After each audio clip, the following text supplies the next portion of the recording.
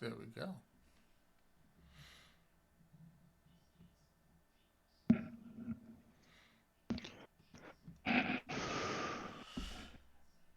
All right. Um, so what are you playing over there, Chef? Playing a little Elden Ring? Am I still muted? That's the question.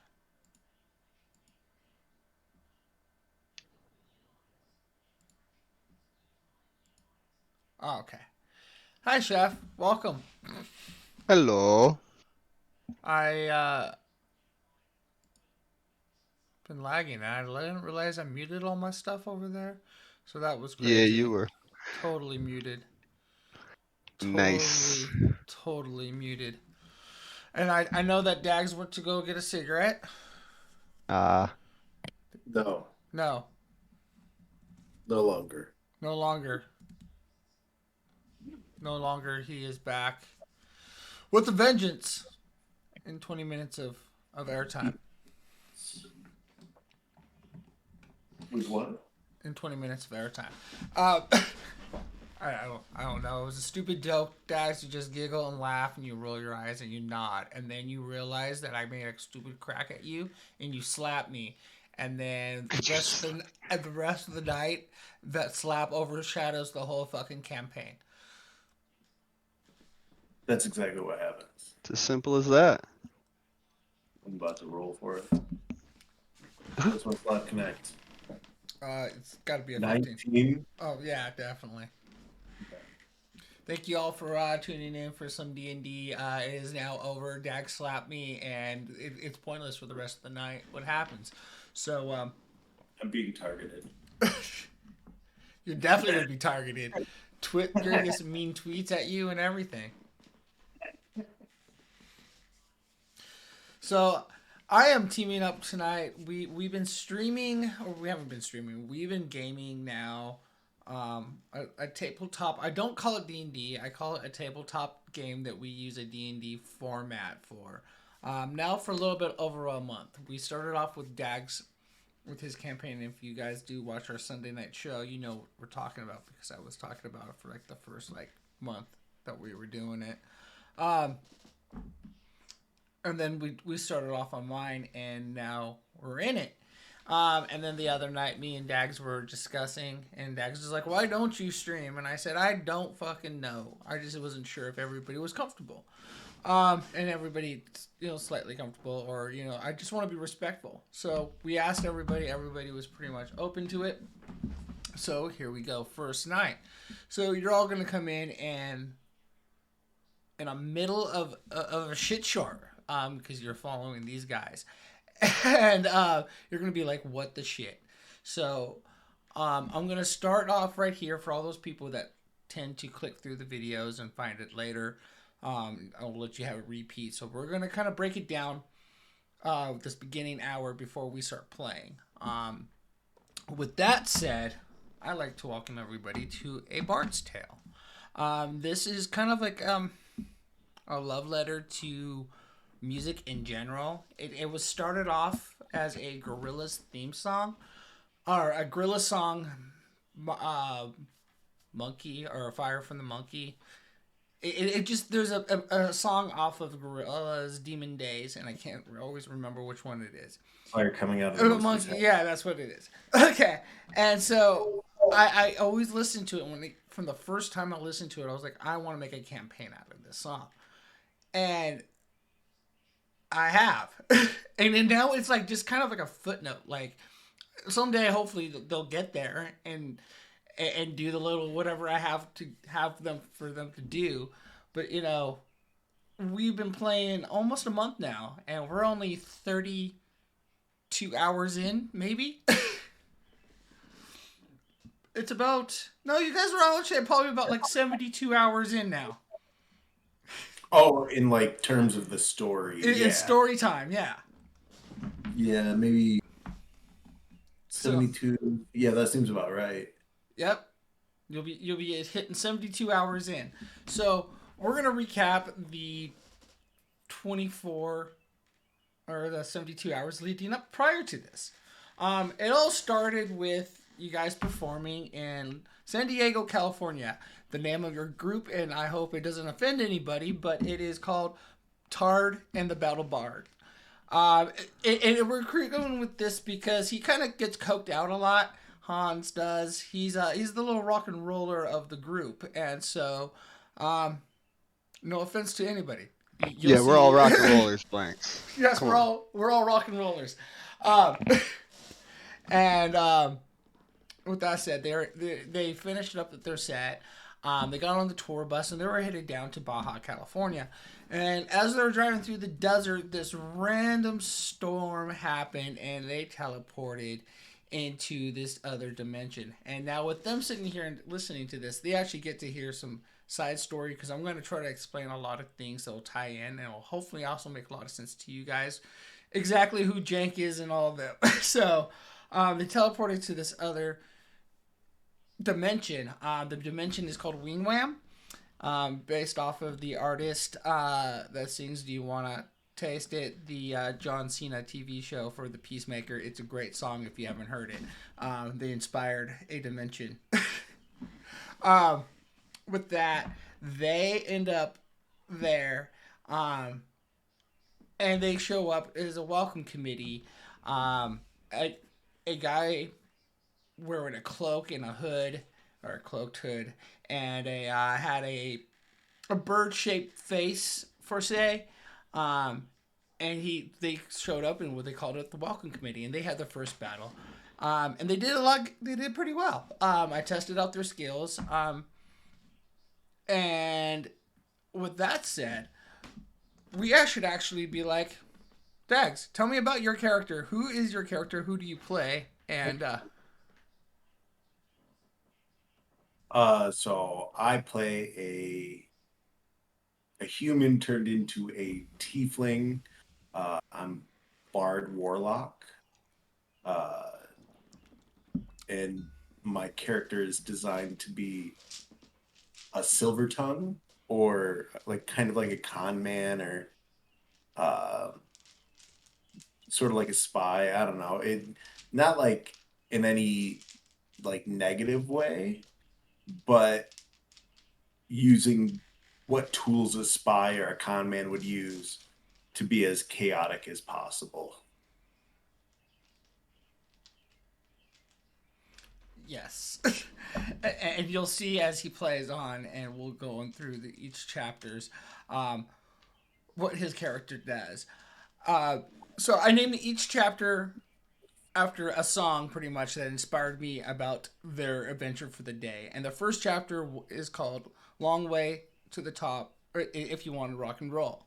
Because I picture they show up and then they have this strategic battle, and basically that whole episode was this battle. They learned a lot of things.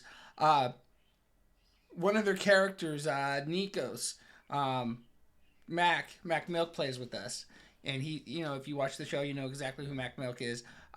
He plays a Jace. Does he have a last name? He plays this character named Jace. He's a wind elemental. Jace Luther. Jace Luthor, thank you. We actually have Chef playing with us too. And so he's the guitarist of the group, and he's a blue air. I picture him like an air out. Well, he's an air elemental, but he's like a little edgy air elemental. But he's also the tech guy of the group. And he has this scythe that talks to him, Grim, and he's a basically the wrath of God, the touch of God. Like, he's out there, he's the archangel of the God. So I have to figure out how to. Okay, so they get here and they find out later down the road that they're sent here to this realm by a three-headed god, to save this universe pretty much from an evil wizard named Quiz, is what they know so far, that is sapping some of the rock and roll music from this world and threatening the power of the god deity. They actually just met the deity for the first time in the last episode. So we'll explain to you what they saw when they found the deity. Um, they also came across the first time to what we have, I call the Shadow Elves. They are a fourth dimensional creature that live in the plane between our realm and the realm, what it is called Harmonius, is where they're actually at, or the dimensional wing realm. Same in the one and the same. But they live in the between land, and it's kind of next to the Freyland. And you guys are like, who don't play D&D, or is like, what the Freyland is? That's your leprechauns. That's your pixies, fairies, stuff like that, sprites. So you have their dimensions very close. They kind of interact more often than not. They're like the voice of the rock and roll god. They actually hang out with him, the rock gods, and they come over to this realm to help out this ultimate band, which is more or less. I kind of like put it together more and more as I work on this story. You guys are more like the prophets of what was coming on, I should say. You guys are these mystical band that has been bestowed with the weapons of a mighty god. To Sort of like the Eternals. Yes, kind of like the Eternals, but you're not robots, and you don't have a pointless sex scene after you apply it all the way through the movie and then have the sex scene. You're like, we don't need that. That's true. That's true. So yeah, but like, so each one of them have these special musical instruments that actually Dags actually helped me out a lot with. Dags is the bass player. He's also kind of like, as he said, he's the sly one. He's there to, he's the con man. And he kind of give you the description on what he looks like. He casts his magic. What kind of base did you have? And what is your weapon called? The base of the electric javelin. Yeah. So it's like a black V-neck base, and when I slide my hand, or like when I slide my note down the fretboard, it creates a lightning javelin that I can throw and teleport to.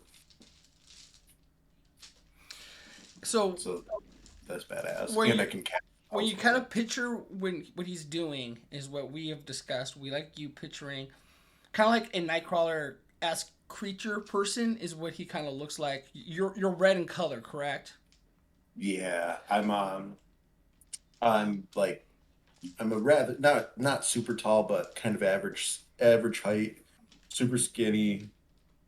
I've got red skin with these 4 gold horns, 2 big ones in the front and 2 coming like from the same part but in the back that are a little small and squiggly.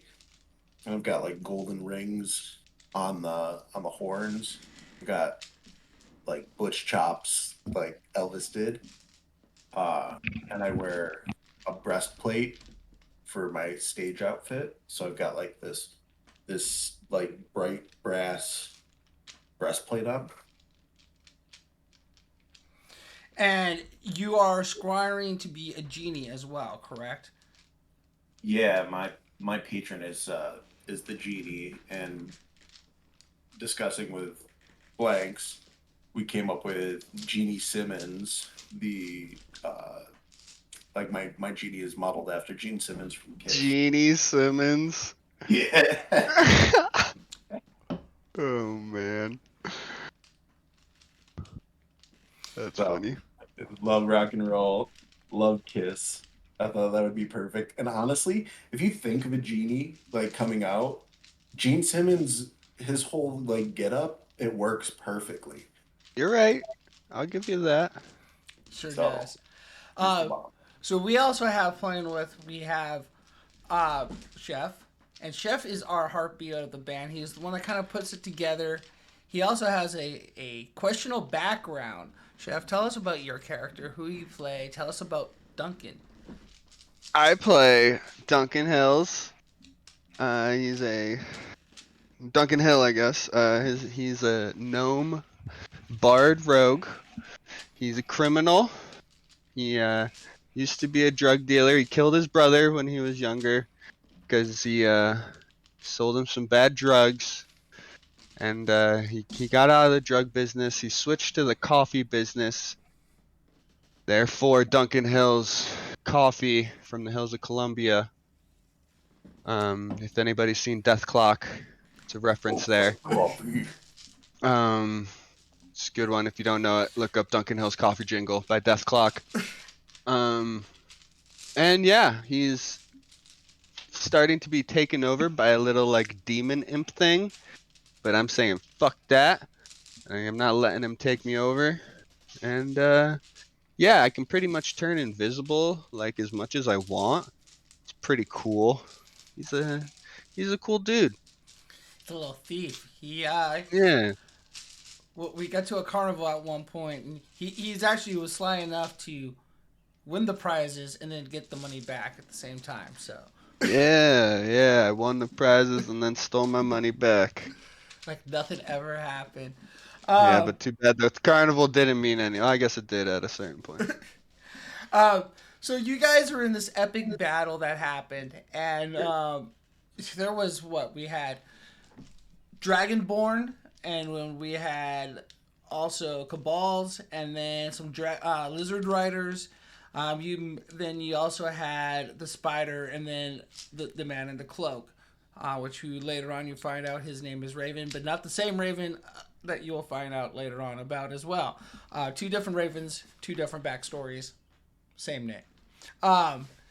You guys scared the spider off, I believe, slaughtered everybody. Raven got away, and I think actually Raven was also cursed with fear as well. And so the Raven and the spider both had to run away. Some of you discovered what your weapons were doing. Hans was kind of having a problem, and I believe that we had Jace just jamming out the whole time, right? Am I correct on that one? He was totally just jamming. He's always jamming. So day 2, which is House of the Rising Sun, was the second chapter, you guys.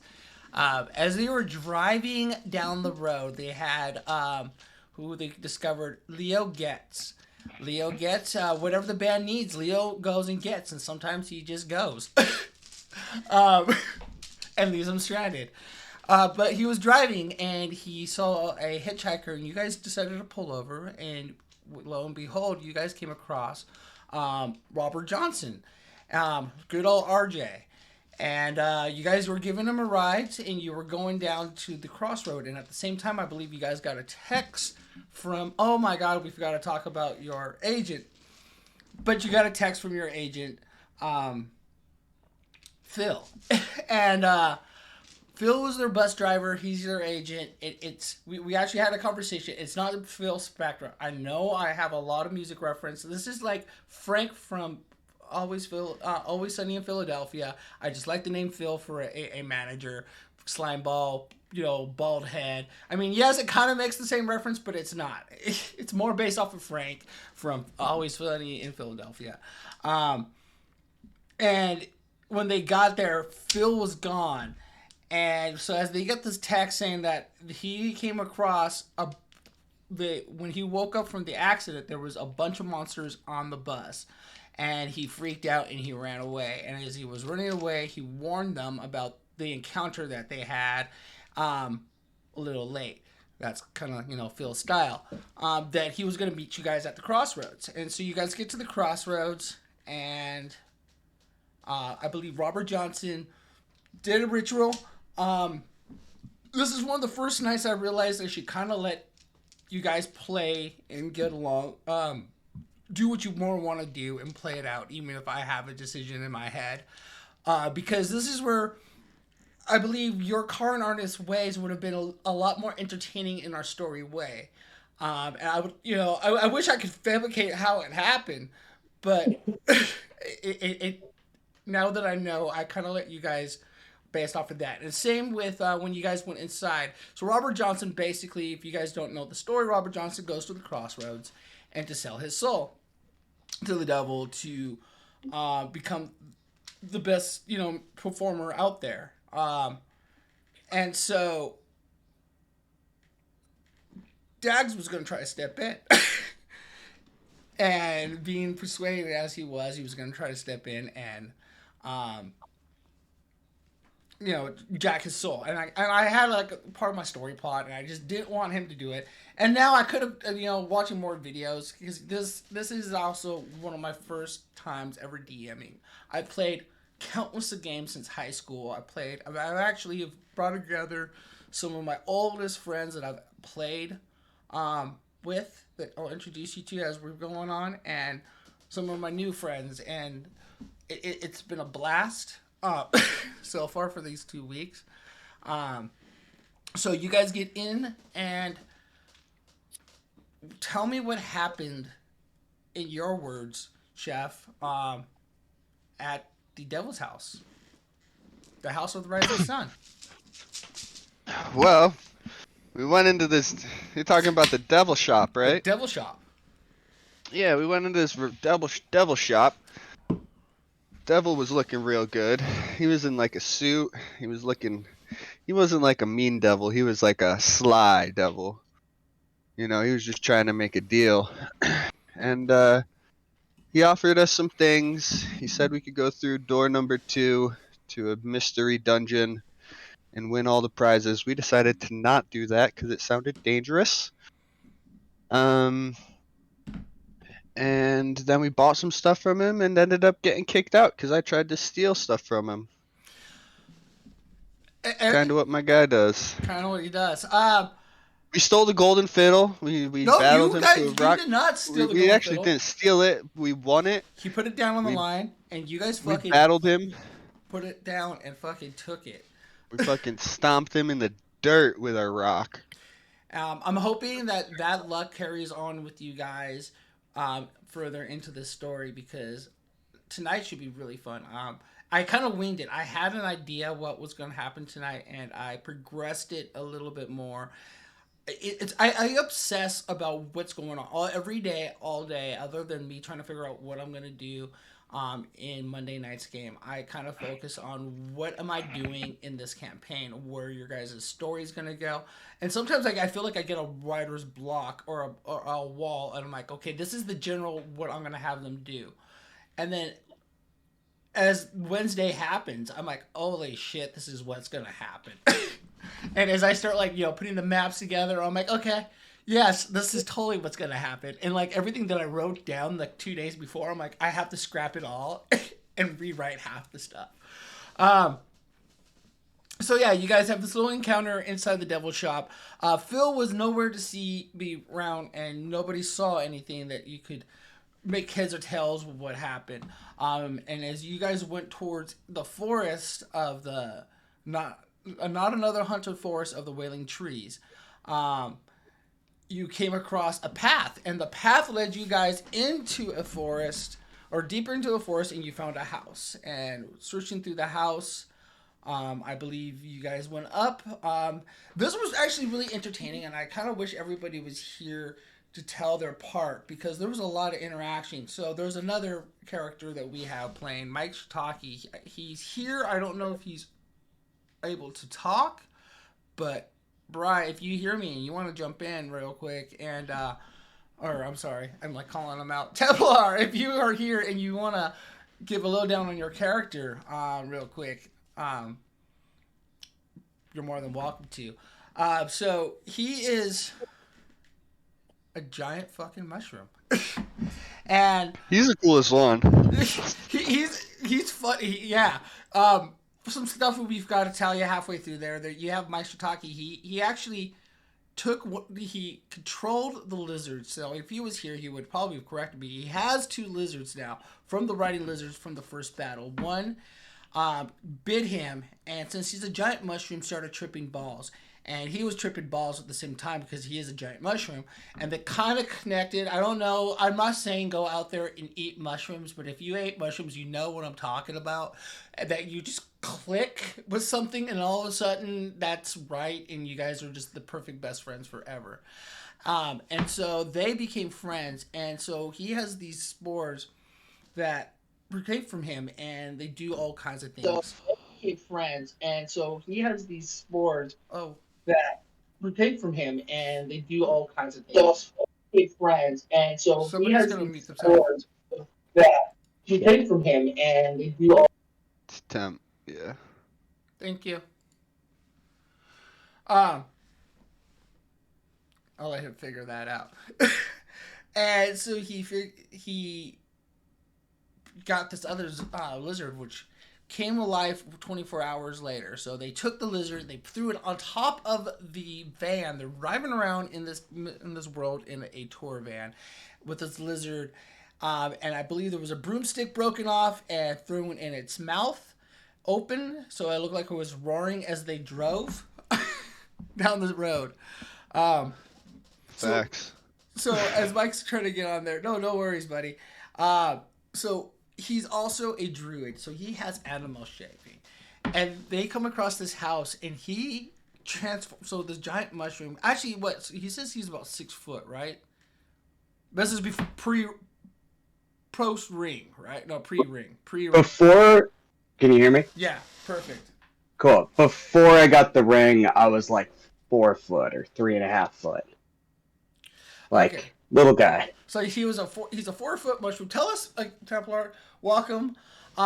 You've been playing with us. You are the sax player. I know this was a kind of a curveball, but it's because of Careless Whispers. Brought to you by Leapfrog Studios. So if you have never heard that version, go listen to it. This is why you play saxophone in this band. Tell us about your mushroom, or tell us about Mike Shiitake. Mike Shiitake is, well, he was one of those kids that grew up rich, and so he learned to play music from, his parents who were a concert pianist and a conductor. And he's not all that jazzed on it, so he doesn't have the charisma of the other natural talents in the band. But, he can play basically anything because, he grew up learning to read music and all of those things. So, he's your basic, rich kid who didn't want to follow the path his parents wanted to follow, so he went and joined this rock band, and mostly just likes doing a lot of different kinds of drugs and hanging out and, trying to get away with as little work as possible. But then, go ahead. He doesn't have a mouth. So tell me, how does Mike eat? How does a mushroom eat? So when we showed up in this land, he became a myconoid, a mushroom person. They don't have mouths, so they can't speak as you would normally hear. Mike speaks through his spores. So if you're within, I think it's 20 feet, Mike can use his spore cloud to speak with you essentially telepathically, regardless of language.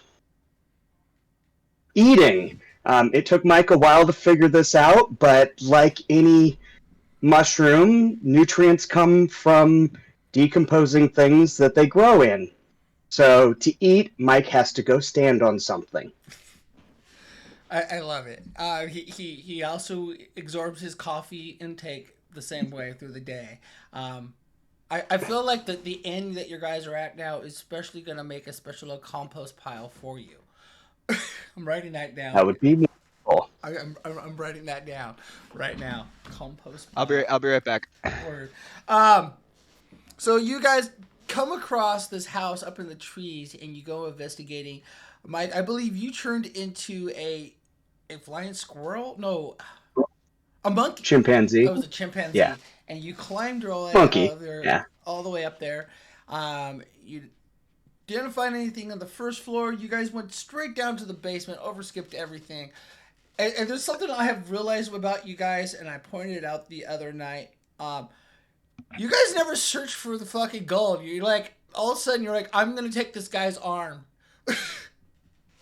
I'm like, oh, we're fighting the. You guys were doing that just random dungeon because we didn't have everybody playing, and you guys were fighting that gargoyle, and all of a sudden, they're like, we're taking the heart and we're taking blood. No one's like, I'm gonna search the gargoyle. They're like, no, we're just. Why? You want to know why? Because you can get things at the shop. Gargoyle blood is one of those things you cannot get at the shop. Fair enough. You gotta get that shit and hope something happens with it. So, Alpha manacles. speaking of weird random shit that you guys get and you take, you guys came across a giant fucking pizza golem, fresh out of the oven. I believe one of you, who was it? Was it? I feel targeted right now. Was it you that took the first bite? No, I don't think so. I think it was like I don't know Jank, if and that's I think it was it Jank? Or But was I it took- Hans? It could I have It been. might have been all of Hans. you, I know both of you I guys know. took bites, and Yeah. you had to take fire damage because it was right out of the oven. And you guys did get to kill it, and you took four I took Tupperware four. containers of this pizza man? Yes. I still have 3 out of the 4 Still got left, some, yeah. So and I've got 2 portions per container. there you go. And from what that does, folks, is if he has that or eats it himself, you'll get a 1d4 plus 2. I said 1d4. Yeah. Okay, so a 1d4 plus 2 of extra life on top of his life. Even if he's low, I say if you're low, we'll make this stated now live since I'm live. If you're low, it cures up to that point, and then it will go over your hit points, so it will carry on. I assume. I figured it would assume that. Like it could be like extra hit point, like temp hit points. Yeah, it could go over into temp hit points. Cool. So if you were like at 12, you could eat that, get 2, and then it can go over to temp hit points. Like Upper Field used to work. Yeah. I'm upset. The day that I realized that happened, you just brought up some emotions I don't want to talk about. So you guys pound off this giant pizza dough guy, take some body parts. You run up, grab some containers out of the bus, and put them all together. And at this time, the others went upstairs, ran into some goblins where Hans decided it would be a good idea to finish him off by barbecuing him, which set a blaze to the house, having enough time to find the treasures in the house, because that is one of the first times that Duncan decided to look. Well, actually, that was so far the first time that Duncan looked for something, and he Hell yeah. took some potions. He actually got some good potions out Mad of potions. And I haven't told like anybody. I'm just holding on to them. that. Nice. So after that, they got into a blaze, and they're driving down the road, and Jank all of a sudden decided to stop the bus, took off, and disappeared. So Leo disappears, and in Leo's spot, there is a lovely goth lady that showed up. So these midnight elves that I talk about are 3 people that can't be a part of the game as much as everybody else can, and they want to have a small part. And so I designed these characters for them. They look solid base, but they have like a shadowy, misty vibe coming off of them. So if you look at them, it's kind of like a watery flow of smoke just coming off of them, but they're solid, and they do have like forms and features and stuff like that. But they kind of look like smoky look to them. Is how I picture them, because that's kind of like their dimension that they come from. Like you guys actually watch that Doctor Strange video, kind of like that smoke that comes off of the buildings when he has that weird dream, kind of something like that. And she shows up, and she's being played by Elizabeth, and she goes in and out, but she shows up, and she's a rogue druid. Yes, I think she is. Yeah. Yeah. And she helps out with this battle, They show up. This was more of an intense battle. This episode was actually called "Do You Want to Taste It?" because the security was supposed to show up that day, and to this day we haven't had him on because we can't get his Discord to work. And he's actually, you guys, he's probably one of the most powerful fucking allies you guys are gonna get. But not good. But not get at the same time. Ever. He's there. But he's there. I promise you. Okay, so you have Leo Getz, and that's her twin brother.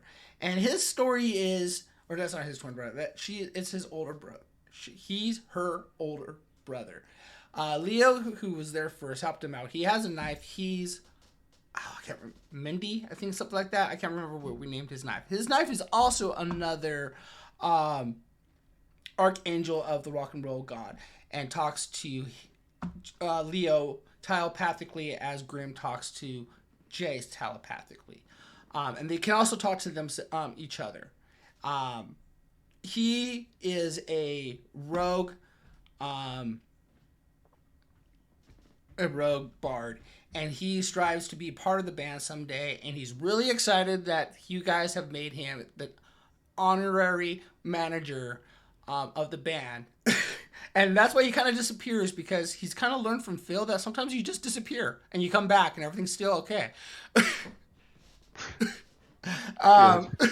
So Raven is now part of the group, and she helps out with you guys versus like 10 zombies led by the trooper himself, which I ended up renaming this episode, and I believe this is why the episode, or this session went terribly wrong all over the place. Anyways, so this was actually kind of a fun episode. Dags being John Pilgrim throwing a big old smoke cloud with tentacles, kind of off, like just squid tentacles, picking up people, slamming them off the ground. You guys isolated that fight a lot quicker, and you guys took a lot less damage because Eddie was actually going to be a fucking pain in the ass, but you guys actually isolated the situation quite quick.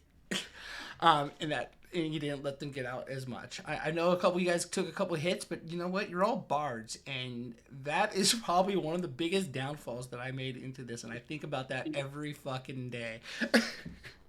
We're never gonna die. Never gonna die, and you guys are like already like level 6 in general. I know you're coming up with your second classes, which is gonna be fun. I can't wait to see how they work out. But I've already, and like, given you guys so many weapons, like, you guys are pretty already powerful. And so, like, some of the characters I'm trying, even like the lower, like, the grunge characters. What level are we supposed to be? Sorry, Blank. Should be all about 6, right? 6 or 7. 6, right? Okay. Yeah. Okay. Just making sure. Thank you. But so, yeah, you guys have this epic battle. Jace ends up with Eddie's laser pistol. And then I believe John ends up with the Eddie trooper flag, the British flag, which will help you guys. That gives you guys a buff, or it gives a buff anybody within that 10-foot radius of that circle that he can pretty much put on his back and carry it around. And the laser pistol is pretty fucking powerful. And then there was a hatchet, but I don't think the hatchet had like any other special things. Nothing really else happened other than you guys kind of made a frenemy. Would you call Bark a frenemy? I mean, she was such a footnote already in this adventure. You guys probably thought already. I forgot about Bark. And I really like Bark. And I'm pretty sure you guys forgot the tree. About the tree lady. Yeah. The tree that Dags hurt. Yeah, I know. I didn't. You pissed the tree off, dude. I mended it. Oh, you heard it first. Well, she was. I mean, she was after Hans running down the forest. That's right. Yeah, that's right. Somebody set the tree on fire. That she lived in. The tree. I tried tickling the tree first. Hey, don't forget I tried to tickle the tree to get it to talk. Fair and enough. when it acted like a tree, that's when I carved my initials into it. I tried. Fair enough. I'll accept that. So I'm not an evil character. I'm neutral. So again, folks, if you're watching me and you're not following Dags, do follow Dags. Not when I'm not streaming. You know, if you're watching me and Dags is streaming, you definitely pick me. But don't tell him that I said that. But do follow Dags, please. And I will definitely put Dags as a. I'll host you when I'm offline and you stream. So you'll have priority over a couple people. Bailey saw his priority over you. I'm sorry. That's just the way it works. She helped me set the shit up. But other than that, yeah, follow Dags. Speaking of Dags hugging that tree, so you guys, she's the one that informed you about the Battle of the Bands that was going to be happening in this town that you guys get up to. So you have the view in front of everybody. So we're almost caught up, and I'm like, to where we're at now. So this is the town of Pepperland, and it is, yes, based off the Beatles. The thing is I look at this realm as a lot of musical influence. It seeps through this realm into our realm, and it gets absorbed from these people. And even when the Beatles did get to this area to perform, it is going to be canon to the Yellow Submarine. You know, they just obscure some of the story and tell it a little differently. So this is Pepperland, my version of it. And it's kind of a metropolis. On the very top tier is a airship dock. You'll see airships coming from all around the world docked up there. And then the tier underneath that is the where the capital, where the mayor resides up there, and the fancy high elves and the elf society community all pretty much are the top tier. The middle tiers, you get the gnomes and the dwarfs and the some of the creature folk, otter folk. You got the dog folk. You got hexes. You got dragonborn. You got lizard folk. I mean, any kind of creature you could think of, they have a person of it. It's almost a great world for the furries, but I guess furries are not into animal people. They just want people just to make love to animals. Anyways, all kinds of that stuff. And you guys walked into this city, and you saw the statue of Sergeant Pepper's Lonely Heart Band. You went into the tavern right next door to it. The tavern was called Gary's Upper West Side Manor Tavern, also known as the group up, or the GUWM, or MW, yeah, WM. And you guys go in there, and you meet a tiefling that is identical looking to Pilgrim, named Dags, except for he's wearing a tie and a collared shirt, and he is your bartender. You also meet Chef, the cook in the back. And you guys partied out, and they invited you. They kind of informed you what was going on in town, and invited you to play some music later on that night. And you guys took it onto that, and you partied out and started playing music. But halfway through your set, one of the members bursted in and was trying to explain something was going on, and a few fire Hans, the front man, who I haven't talked about yet, goes running out the door. So Hans is their front man. He is a bard fighter. He's going to lean more strongly on his bard skills, from what he has been telling me. He also has a microphone. I should have told everybody to tell you about their weapon, just like Dags. Anyways, he has a microphone blade that is like a lightsaber, but it's made out of stone blade. When you hit certain notes, it's when it extends and pops out. He's basically a dragon. He is in bronze colored dragon. He breathes fire. He just doesn't have wings, and I don't believe he has a tail. While we're on the subject, Chef, tell me about the drums. Okay. What about oh, look at he's even here now. Systematic, if you're here, we can Um. So, Templar, tell us about the sax. Got a bass sax, um, and it's a basic magical weapon, I believe. Let me double It is a magical weapon check. and something that I haven't really expressed to you guys. It is also a holy weapon. Oh, Yes. that part I didn't know. Well, there was an undertone, and there was one of those things I had to autocorrect, and I don't mean to cut you off. When you guys were hanging out with the devil, Hans gave the devil his sword or his mic, asked him what it was for and how it worked, and the devil quickly let go and said he couldn't touch that. And I totally forgot that I said that. And one day I was thinking about something and I didn't write that down, and it dawned on me. I'm like, oh shit, I said that. So there's some stuff I have to retcon. But it's gonna make the game a lot more entertaining in a little bit. But continue. It's a versatile weapon, but more importantly, since Mike performs most of his skills and feats and things through his spores, it's a way for him to spread his spore upon the land. So he oftentimes will be spraying spores through his saxophone, which, funny enough, he doesn't have a mouth to speak with, but somehow he finds a way to play a saxophone. That's yes. And while you guys were in this town, you ended up on the docks. There was a commotion, there was a fight. You guys decided to step in and break up this fight. Not sure who was going on, and luckily you guys did not attack the wrong people.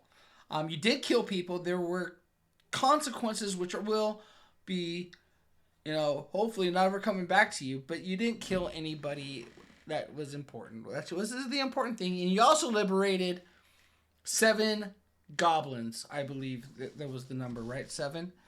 And their names are, give me a second. We have Chi-Chi. We have Gunther. We have Boulder. We have Aaron. We have DYS. We have Arlo. And we have Francis. These are all northern goblins that you guys saved coming off of a boat ran by, I believe, Cabals. And you stepped in. And you guys also stole a boat at this point in time, I believe, and docked it. And took off and came back. And that was pretty much that day. And that episode, and that was the city by the Eagles was inspired me for that episode. So then you get the next episode, which is everybody's favorite, including mine. Time Warp, because everybody loves that. You! So we get to the next day, and it was a big to-do. Did I say fuck you yet? Yeah, you did.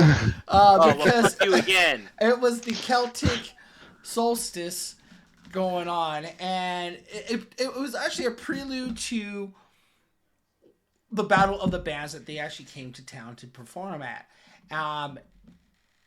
But the word came out that they wanted to go under the group up with them and have their backing to perform and have them to perform at their spot and get the blessing of the Celtic folklore syndicate run by the gnomes.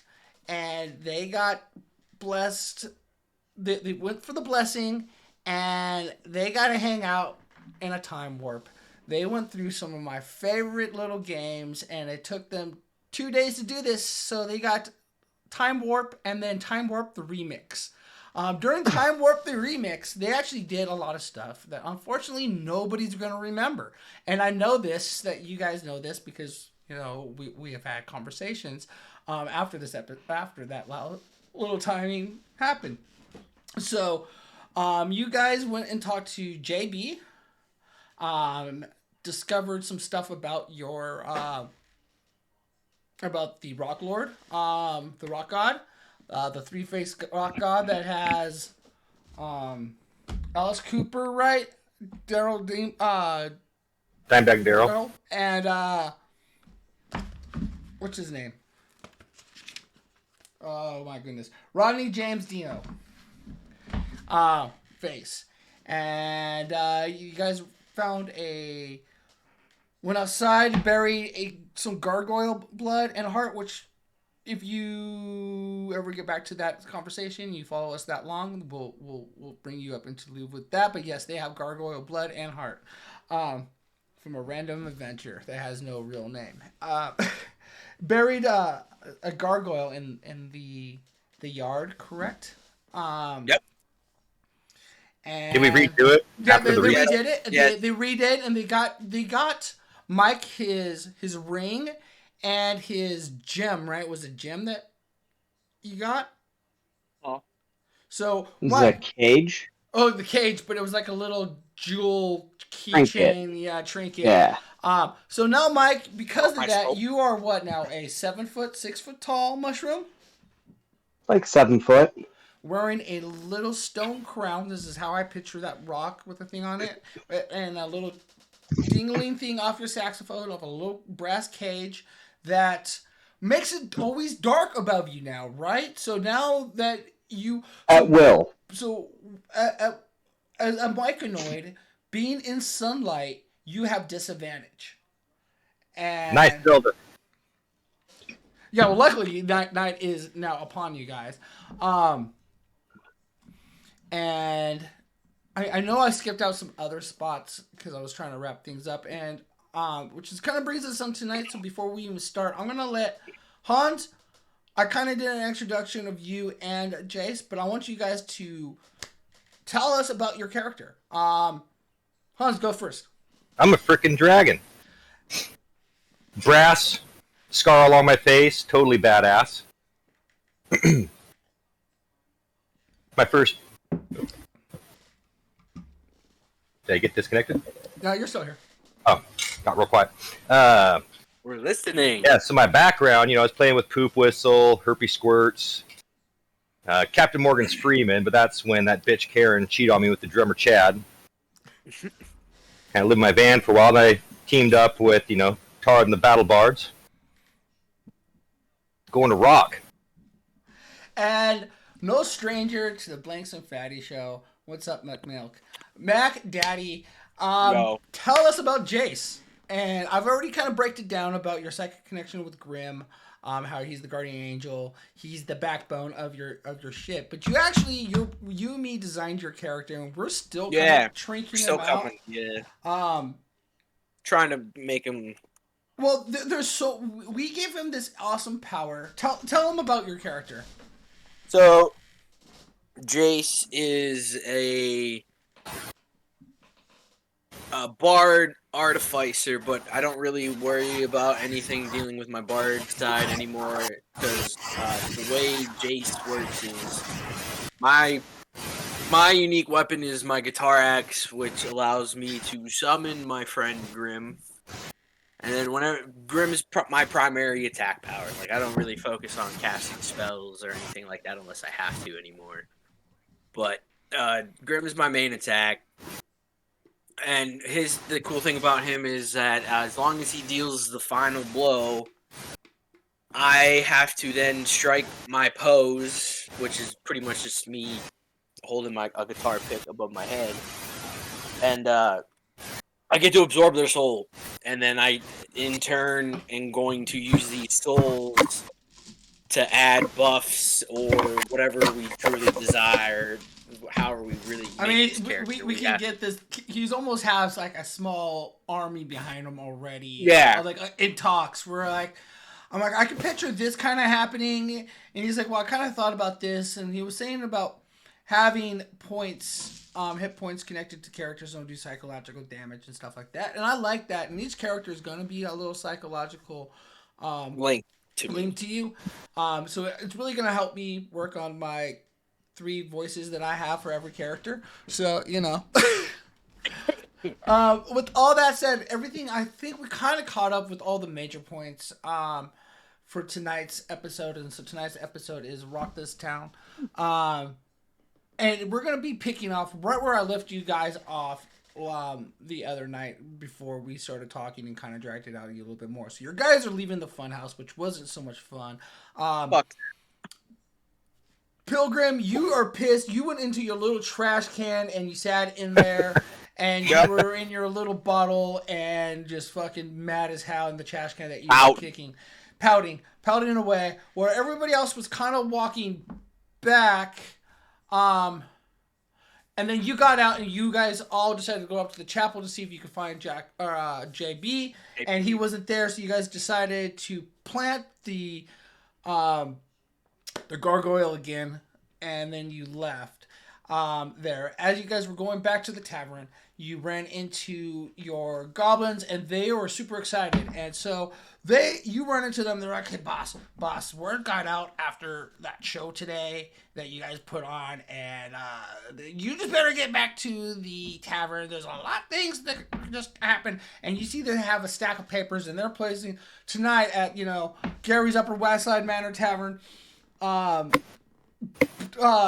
Tonight only, Tard and the Battle Bards will be performing their first entry to the Battle of the Bands. Blah blah blah. So you see that, and you guys probably head over there. I'm hoping. Yeah, we do. We got a show? But before you go there, We gotta go see what's going on because we got like Duncan, Goblin Man Temple. We got like Duncan paper. goes down to the bus because when everything snapped back, Raven wasn't with you guys because she wasn't really part of the time loop. So he went down to go check on her to see if she was still check okay. on his pussy. And when he got there, he realizes that nobody's still in the van. You guys haven't seen RJ's not around. But he also notices that the fiddle is missing. But he wakes up and sees Raven. Raven kind of like stretches, purrs a little bit, and then does cat things and lays back down and goes back to sleep. She kind of actually nudges. Yeah. Could I go back with him and Yes. kind of want to put in like an alarm system for the truck? Can I do that kind of sort of right now, or am I gonna need to do a short rest or a long rest for that? Is that a spell? Is that stuff you have? Are you just gonna pull some stuff up around the bus that's probably there to set up an alarm system? It'll probably take you. Finding stuff will take you personally about 10 to 15 minutes. Okay, we can do How long till showtime? So you guys finished all this. You guys blew a whole day because you took the longest route that you could possibly do this time loop thing and dragged it out as much as possible. So you guys pretty much lost a whole day. You finished up the thing about 6:45. All said and done, coming down from the hill and talking to the gargoyles and headed back. The show starts at 8, so you have about an hour and 15 minutes. Come on, we'll worry about it later. To do all that between. So then you guys go back over there as well. So at this present moment in time, you guys, you're going to be setting up for a band or for a set. You get back into there. And the first person you see is, let's go. I believe it's this one. Yeah, okay, so we'll go.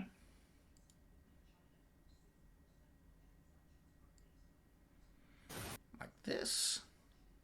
Like this. Like this. See if that still works. Is that still working? That's still working, boys. We got this. Okay. So you guys get into the tavern after all that. First thing you see is Mac, and he looks at you guys and goes, "Well, where you been? I went inside. You guys never came back out after me." And he just looks confused. Mac, bro, I don't even want to talk about it. We got stuck in a freaking time warp. And he's like, "You didn't get the slide?" We didn't get the slide. Fuck. And he looks sad for you.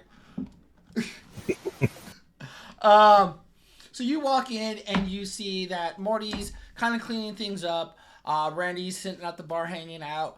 Han, you guys, you all have control of your characters. I just kind of threw you all up by the bar. Chef is sitting out with the bartender Dags, talking about the menu, what's going to go on tonight, and how they're going to put on. And Blanks is sitting at the corner. Blanks actually walks up to Pilgrim as you guys walk in, and hey, have you heard? Your guys' little show today has brought this tavern and some unwelcome. Well, I wouldn't say really unwelcome, but you did cause a little bit of more of a scene than you probably think you did. We got some attention, and I'm not sure if it's negative or positive, including the little incident last week or yesterday at the pier. But hey, I just want to let you know I'm here for you, and I think I'm gonna hang out tonight. And you have any other questions, you should talk to Dags about it. But I'm offering my services, and I'm pretty sure Fatty will help you out tonight as well if anything goes awry. And he says that, and this is actually the first thing that Blanks has said to you guys since we got here. And that was it. And then he kind of walks off. So we did something right in his book. I'm okay with it. I don't care about the people I killed. And so, which leaves you everybody else in there. As that happens, Jay kind of looks around. I can't roll a perception check.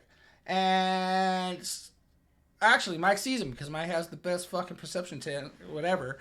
And sees him thinking being all stealthy like, and opens up a portal and just steps out.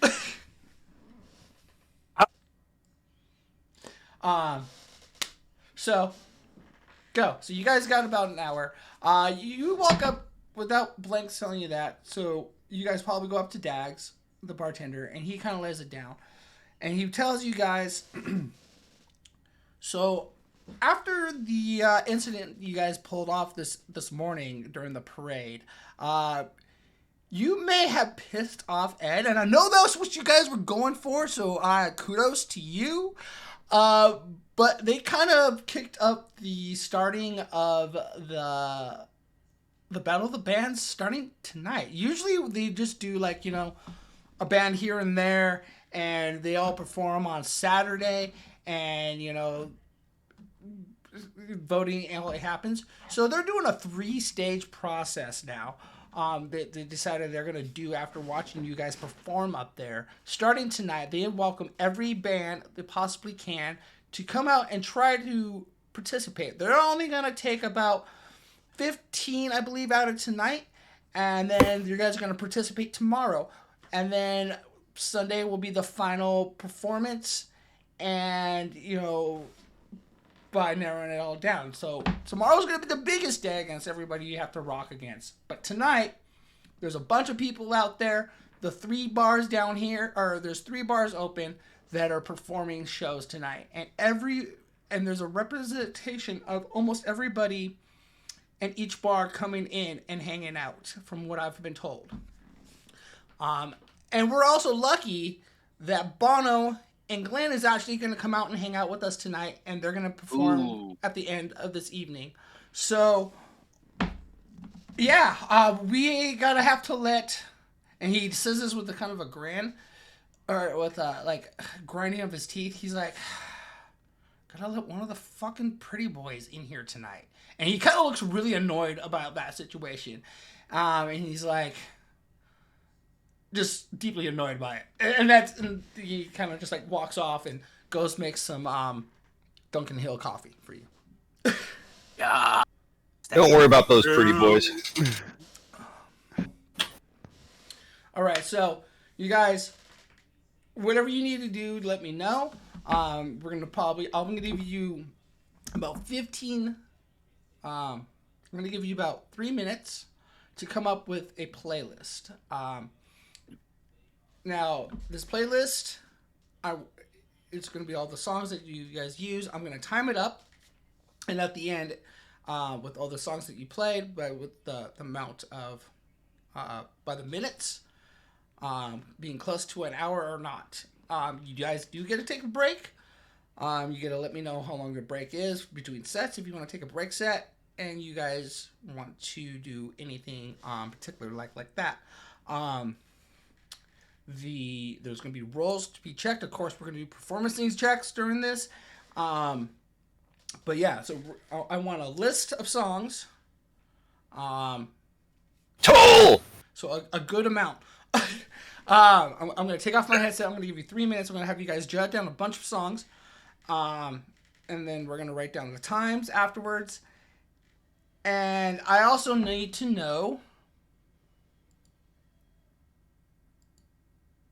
on the final cut on this, your goblins and your lizards. I need to know your situational positioning on them before the concert starts. What do you mean? Are the lizards going to be with you? Where do you have your goblins? There are roadies. So, okay. Oh, the lizards, I don't know. The goblins are the roadies. Okay, where do you are they going to be in the bar? How many do we have again? Yeah, No, they're going to be. There's I would say seven of they're in the bar. There's 7 of them. Are they I in would the think they'd group be at the together? bar. I think we got 2 people at a merch stand to make some money, right? Ooh. We got a little There you merch go. table, Good call. right? So we got 2 there. Probably And then we got probably what you working say? the stage. Probably a couple working the stage and lights That's what and I was sound. about to say. Yeah, like backstage. We gotta have a couple backstage, and then maybe like 1 or 2, like out in the middle of the floor doing like our like. Hyping. Not Sounds even good. hype. I mean, that could be hype, man. We could have Security? Hype, man. Security, or just like people in the middle doing like the sound. Yeah, sound booth. Yeah, like middle sound booth. You know what I mean? Yeah. They've already been promoting for us. So that'd be 2 So 2 merch, 2 sound, 3 backstage. Right? I say 3 merch, 3 merch. just in case it gets a little out of hand, because, we got Once we- slight shit. Once we start rocking, they're going to want those shirts. They I don't can all want be. them. They can move around too. As We needed. could send one goblin out, selling some of the drugs from our briefcase. Party paper. No, that briefcase is not. Yeah, for- Not that's let wild. Alright, what songs are we playing then? I guess. I'm Plus, gonna we need- hold on. Give me 1 second. I'm just setting up your characters. Alexa, start a timer for 3 minutes. I am gonna take off my headset. I'm gonna let you guys. Starting now. Come up with your songs. So, I Dude, really Rick, roll think one person should relay this all to him. That way we don't have all fucking 3 of us, 4 of us talking about it. They started a list. Who started I one? think- So I have. Just tell me what songs. I believe in a thing called Love by The Darkness. I also think that we should start it with 2112 because that's technically one song, but it's 20 minutes long. It's 20 minutes and 33 That's seconds. that's fine. So I think we start with that. It's awesome. I'm gonna add that to the list. And then we got 10 minutes on the first set, and then we need another 30 minutes. So what's 9 minutes and 20 seconds long? Aqualung, how long is that? We played Aqualung Enter the already. We Sandman. can't just keep doing it. We can't keep doing Yeah, this. yeah, thing. yeah. I got Enter the Sandman on my list already. Nice. That's a good one. Turn the page. Oh, Dragon Force? Yes. Through the Fire I and don't know what Flame? they're Through the saying. fire and the flame. Yes. For your fun viewers, I Beelzebub? hope you're rooting in. Type in some Beelzebub suggestions. by, I'll yell them out Tenacious if they D. can still hear me as I'm chatting. They'll probably be like, "Oh man, fuck, I should have melted." A hard time hearing. So yeah, Um, and if you're not following me again, follow Dags. do we want to do So Enter he's the Haggis? on his Enter the Discord, Haggis? or on his Twitch. Yeah, it's a Scottish bagpipe metal band. I've never heard of that. Yeah, it's pretty fucking epic. I'm writing that down. Enter the Haggis? Also, Enter the Haggis is the name of the band. Fuck, any of their songs I'm would also do. gonna take this time to say, I don't know, to the quick. left. I don't know that I can play. Shoot, I was gonna tell you guys. I don't know that I can play a Follow me song on Discord, through. please. throw me some ideas. But yeah, I will make Into the Haggis. item We have a or sick monster bagpipe you have, solo. an accountant for these guys. If you like what you're listening to, you want to be a part of it a little bit. Didn't one of us pick Give me bagpipes? that idea. No. I've got pipes. The Discord link, real quick. Pretty sure I do. Thought someone did. You do, Somebody's got to that's- have bagpipes. It's a thing. Before I get this. We need to go fast. Diary of Jane, Breaking Benjamin. What is it? Diary of Jane by Breaking Benjamin. Write some fatty Discord. Follow us. I Well, believe that's in Nine things. I'd Inch love to have Nails. that Your down. input. Let us Gotta know have what you that down. think. I'm adding it. We're almost back in. You guys. Throwing Baby Got Back for Blanks' old karaoke days. All right, you guys have 11 seconds. Do we put in 10, Freebird just 9, because? 8, Have we played Freebird? Just throw it in there. Sure. 5, A fish song to finish it out. 2, 1. Okay, Alexa, stop. All right, you guys. You got your songs, I hope. Sorta. You didn't give us a lot of time. I know. That's the fun part That's about the this. point. Also, you said that you were gonna write down. Remember the other night, and I said I don't want you want a pregame, but you're like I'm gonna have at least a list of songs that will be a playlist all the time. What? You told- could consult a Spotify playlist. Yeah, you could do that too. I mean, I was scrolling through my Spotify artists just to see what would be fun. Yeah. I just built it on Spotify while we were talking about it. Nice. How long is it? We only got 47 minutes. That's What? fine. We get a break. You get a break? I can't remember because you guys were saying stuff and I didn't have time to type it. Okay. I feel like 47 minutes is long enough for an hour with a break and everything in there. Oh yeah, plenty of time. So Time between songs.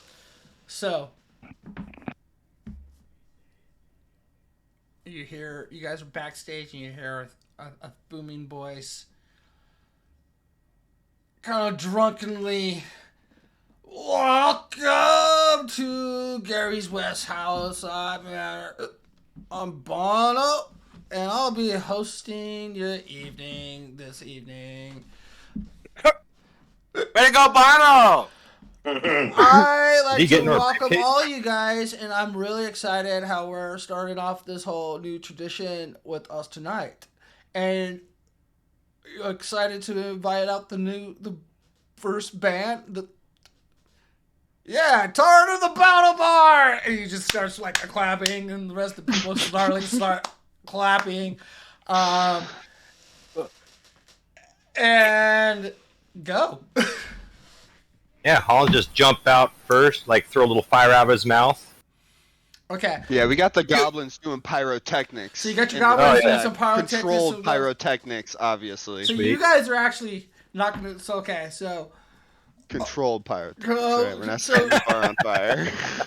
so you have your three little goblins running around, and they're lighting off some sparklers next to the stage. Some kids Yeah. going off. One has you have oh my gosh, where is he? You have Mac with you guys back there actually, and Mac has a jar of smoke, and so he's opened that, and one of the two other goblins are just fanning that smoke like nobody's business, and he's sitting there with this smoke just bellowing out of this jar that he has, and so the smoke is just lawfully out as you guys are walking out, and so you said that Hans jumps out. Go. Tell the viewers, what are you doing? Like, you're seeing this picture, express. Be your performing self. To help Hans out, I'm going to send Nancy and Susan to flank him and roar as he jumps on stage. Yeah. And I'm going to use prestidigitation to make the entire room smell like Duncan Hill's coffee. I'm gonna cast invisibility and go up to my drum set that's already there, but I'm invisible. Did you have your green drum set up and ready to Oh go? yeah. The goblins they're able to take care of all that. So They were setting it up for Duncan us. has this ghostly like green spectral drum set that looks like you could put your hand right through it, but it is a solid drum set. Badass. I'm just gonna sit there and wait for the action to happen, just so nobody sees me on the set. Hans, give gonna me be- a perception check. Perception, you said? Yes, please.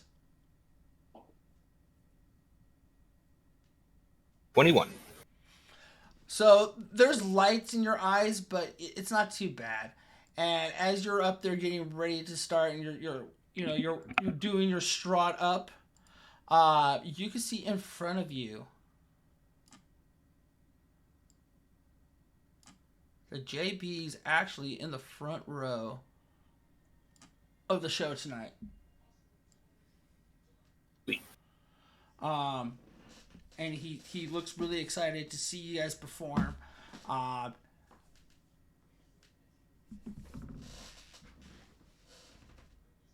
So what do you guys do? What's your first song? Yeah. What Good evening! We said it's 2112, right? Yes, by Rush. Going 2112 by Rush. I don't know how it starts. This I don't know the song. is a 5-part rock epic. Unfortunately, okay, before you tell them how you feel about the song, because I think that's going to be the best way to get through how you're going to sell your music to the audience here. Because of rules brought to me by Twitch, I can't play any music. So describe to me, why does Rush 21... What is it? 2112. 2112. Why is this the song that you're opening with? And how long is it? So it's a 20-minute song, 20 minutes and 33 seconds. Holy, okay. And it's got 5 different parts to it. The first part is the overture. The second part is the Temples of Syrinx. The third is Discovery, followed by Presentation, and then Oracle, the Dream. Now, the song is about a man in a world where there's no music. This man is working, and one day he goes to the outskirts of the city, like the Forbidden Lands, and he finds an electric guitar, and he starts playing it, and he hears music for the first time ever. And he brings it back to the city, and he goes before the elders, and he goes, look at this, look at what I found. This makes music. This is beautiful. And the elders cast him out and say they have no time for music. That'll take away from the working, and it'll distract people. And he's cast out of society. And eventually this, what you would consider aliens come down from the sky, but they were the enlightened people of Earth that left Earth long ago with music, and they come back and they take you up in the sky with them, and the guitar man flies to space. Okay. Sweet. So, It sounds epic. so It rocks. It's also Rush. you guys are partying, and you kind of notice that a few people from each side are kind of just getting up and walking out. You can't really see how much because, again, you have the light on. I need a performance check from somebody at least. Maybe everybody. I got a plus 10 to it. 25. 21. I mean, you're My still, voice isn't pumped up yet. you're still hanging in on there. Anybody else would like to give me a performance check? I need everybody to give me a performance check. I got an 11. I have to tune my bass a little bit. So people are kind of getting out. I should mention, as I started singing, I made sure to lock eyes with JB and focus on him a little bit, acknowledge him in there. He kind of looks at you, and he notices that you do that, and he's looking around and realizing that you're losing some people, and he kind of looks at you, and he kind of points over at Bono, who's sitting next to him. Hold on, okay, cool, I have that open. So we'll go like this. and you can kind of see a little bit more because you're kind of witnessing what's going on. And you see the bar's still a little packed, and you do see Bono sitting there, and he's kind of talking to. It looks like some guards at the present moment, and that you can kind of tell. And he kind of looks at you and give me an insight check. Insight. Not my best. 6. 6? Oh. Yeah. And he kind of looks at you and he kind of goes,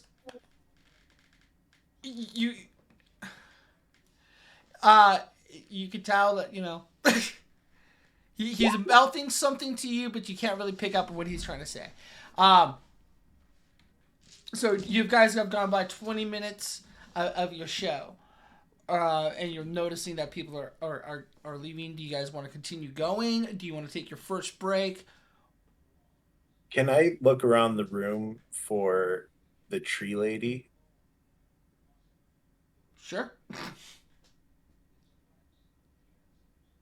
I kind of scan the room to see if the tree lady has come to see our show. Yeah. She did? Oh.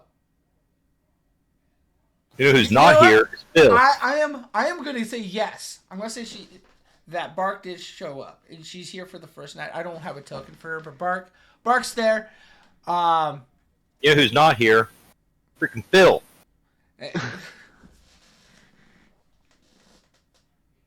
No, it's not. What happened to him? Can I go or actually, do you guys want to call because I feel like we need to fill out our music, our set list, and I think for our big finale we should do Great Gig in the Sky and see if Ent will come and sing the female part on it. There's going to be a sweet sax solo in there, and it's Pink Floyd, so I think everyone will enjoy it. It's a good song. But we still got time to go here. Yeah, you guys got this 20-minute song that you're going. You're we're monitors. I think that we should finish this set off with Through the Fire and Flames, though. During our break, I can run down and start, persuading people to stick around for what is this next song you're playing? I think Through the Fire and the Flames, right, guys? By who? Sounds good to me. Yep. By who, sir? By Dragon Force. Nikos, you gotta come in hot. Jace, you gotta come in hot with that sick, nasty guitar lick. How long is this song? It's 7 minutes and some seconds. Okay. But I think I'm gonna look over at Jason, give him a wink, and give him bardic inspiration. Give me a performance roll. With bardic inspiration if you need it.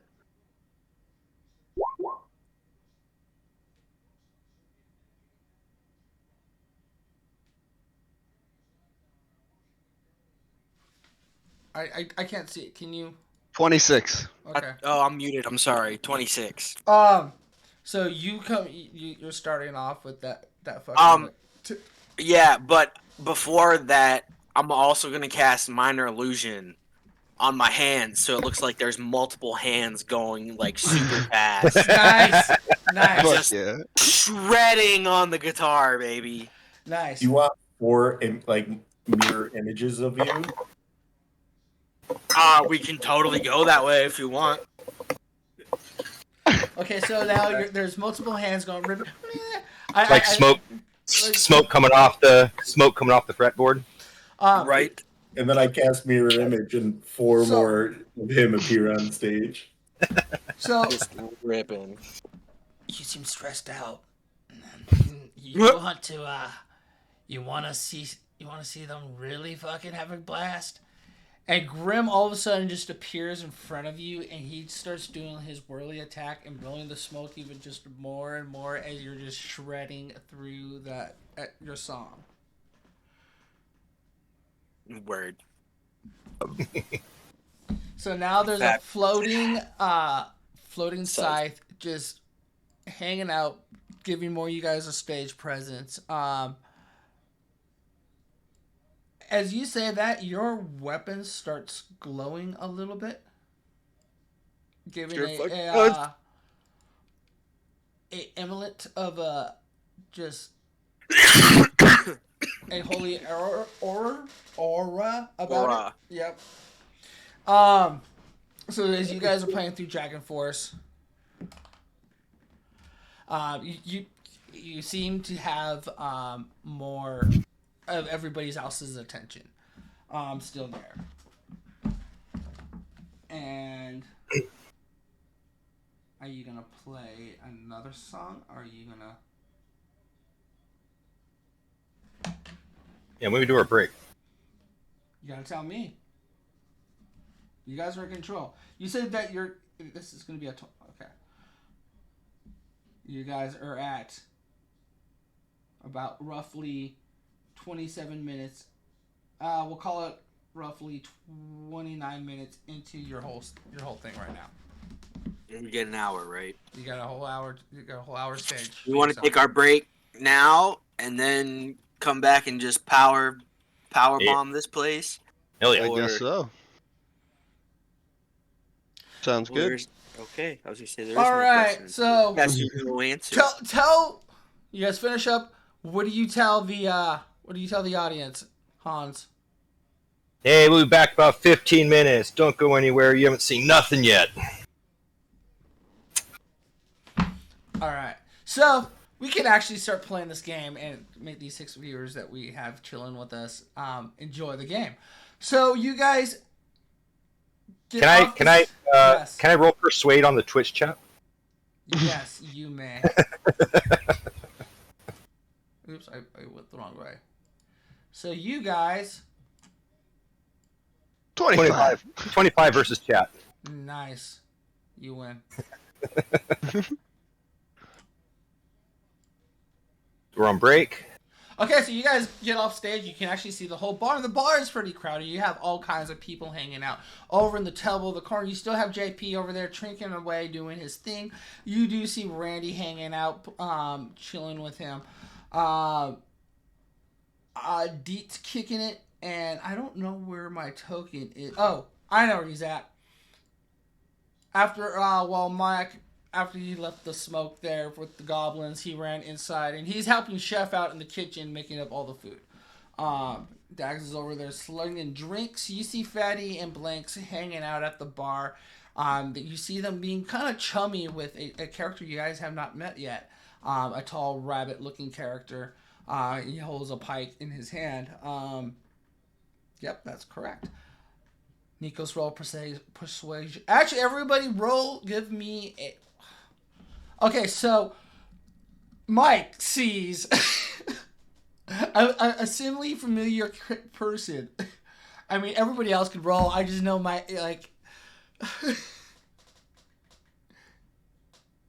everybody else. Can we roll? Perception. It's mostly for Nikos. Roll me a perception. Fucking I audio. got a nat 20. Fucking bullshit. I got 21. Okay. What'd you get, Nikos? A 4. Okay, so actually, because this actually has something to do with you as well, Dags. This right here, this person looks super oddly familiar, and this person is a female. She looks like she's dressed in guard uniform, brown hair, and a high-ranking human. Is that bitch that was trying to arrest me? You don't know because you fucking. All right. Well, even before that, I'm gonna cast Sky Self. Make it no, look like I'm no, there. you. Too late. Oh my god. I'm doing it just to precaution. In the middle of the room, Nikos. Huh? Can't do it in the middle of the room. Everybody's gonna see I'm you back. do We're it. back. I'm gonna go into the bathroom. Oh my god. I'm gonna go. I'm gonna go to the bathroom. I'm gonna go outside and take a Ordered piss. myself and her a drink. You also see at this other table, you see Bono or Slushy talking to one of the guard ladies. You see JB sitting over there. He's kind of like motioning one of you guys to come, or all you guys to come by. And you see a lady sitting above them. You also see all behind them. You see Creamy chilling. And you see a bunch of the Dog Syndicate, and then you see a gentleman that was at the parade helping escorting the float. You don't know who it was because you guys didn't want to listen to Mac and hear who everybody on the float was. And you played a band, which caused this incident for this evening. And you also see over to the I love how you have a Doberman. And over to the left side, you see a person that you have never seen before with a stupid grin, you know, a nice chiseled smile. Looks like he could be a talk show radio host, and with a bunch of those hooded figures as well. And then you actually see a bunch of goth kids have stuck around and hung out, and you got some humans and some autofolk and all kinds of other creatures. And you also see a bunch of gnomes and dwarfs because they're strongly backing you. Well, when we go backstage, I'm gonna cast invisibility on myself, and then I'm gonna go meander through the crowd. I'm gonna use one of my. Is invisibility a spell? Or yeah, the spell. Okay. And then I'm gonna use one of my druid form changes to activate my Halo of Spores to increase its power. And then I'm going to meander through the entire crowd, dropping my hallucinating spores. God damn. I'm going to head off stage up to the bar, passing up by JB, throw the horns at him, make eye contact, keep going up, get a drink at the bar. He throws his hands up at you, and he actually gets up and follows you over to the... Or he gets up, and I guess, Pilgrim, you're coming over, so you intercept as he's getting, like... Well, I see if he's going to interact with her, I'm gonna ignore that. No. I mean, as he sees, throws up the horns, he was gonna get up and sees you walk up, and he looks up and goes, "Hello, name's JB. How are you?" Hey, oh, I'm doing great. How are you doing? You guys put on a good show. I probably wouldn't have started off with 2112. That's, you know, that's a little hardcore. I personally appreciate it. I mean, that fucking rock, and he kind of does the Gene Simmons tail tongue at you. But he's like, yeah, that kind of hurt. He's like, can I throw out a couple of thoughts at you? He's like, if you guys could, he's like, look around. He's like, it's a Celtic holiday. Don't you guys know any Celtic music? We like to get drunk and fight. And he's like, looks around. He's like, in this kind of fucking atmosphere, he's like, this would be kind of an interesting kind of a go, if you know what I say. And Mosh pit. He kind of reaches over and takes another slug of an ale that he's drinking, and he's all in your name. He's all in your name, my friend.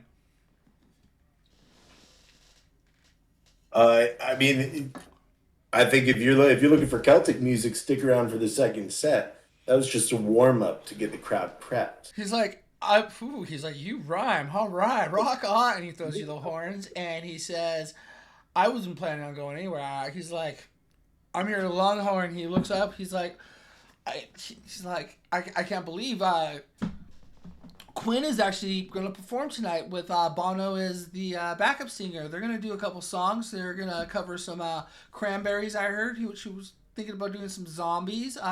They thought about doing Still Haven't I Looked Forward by Bono.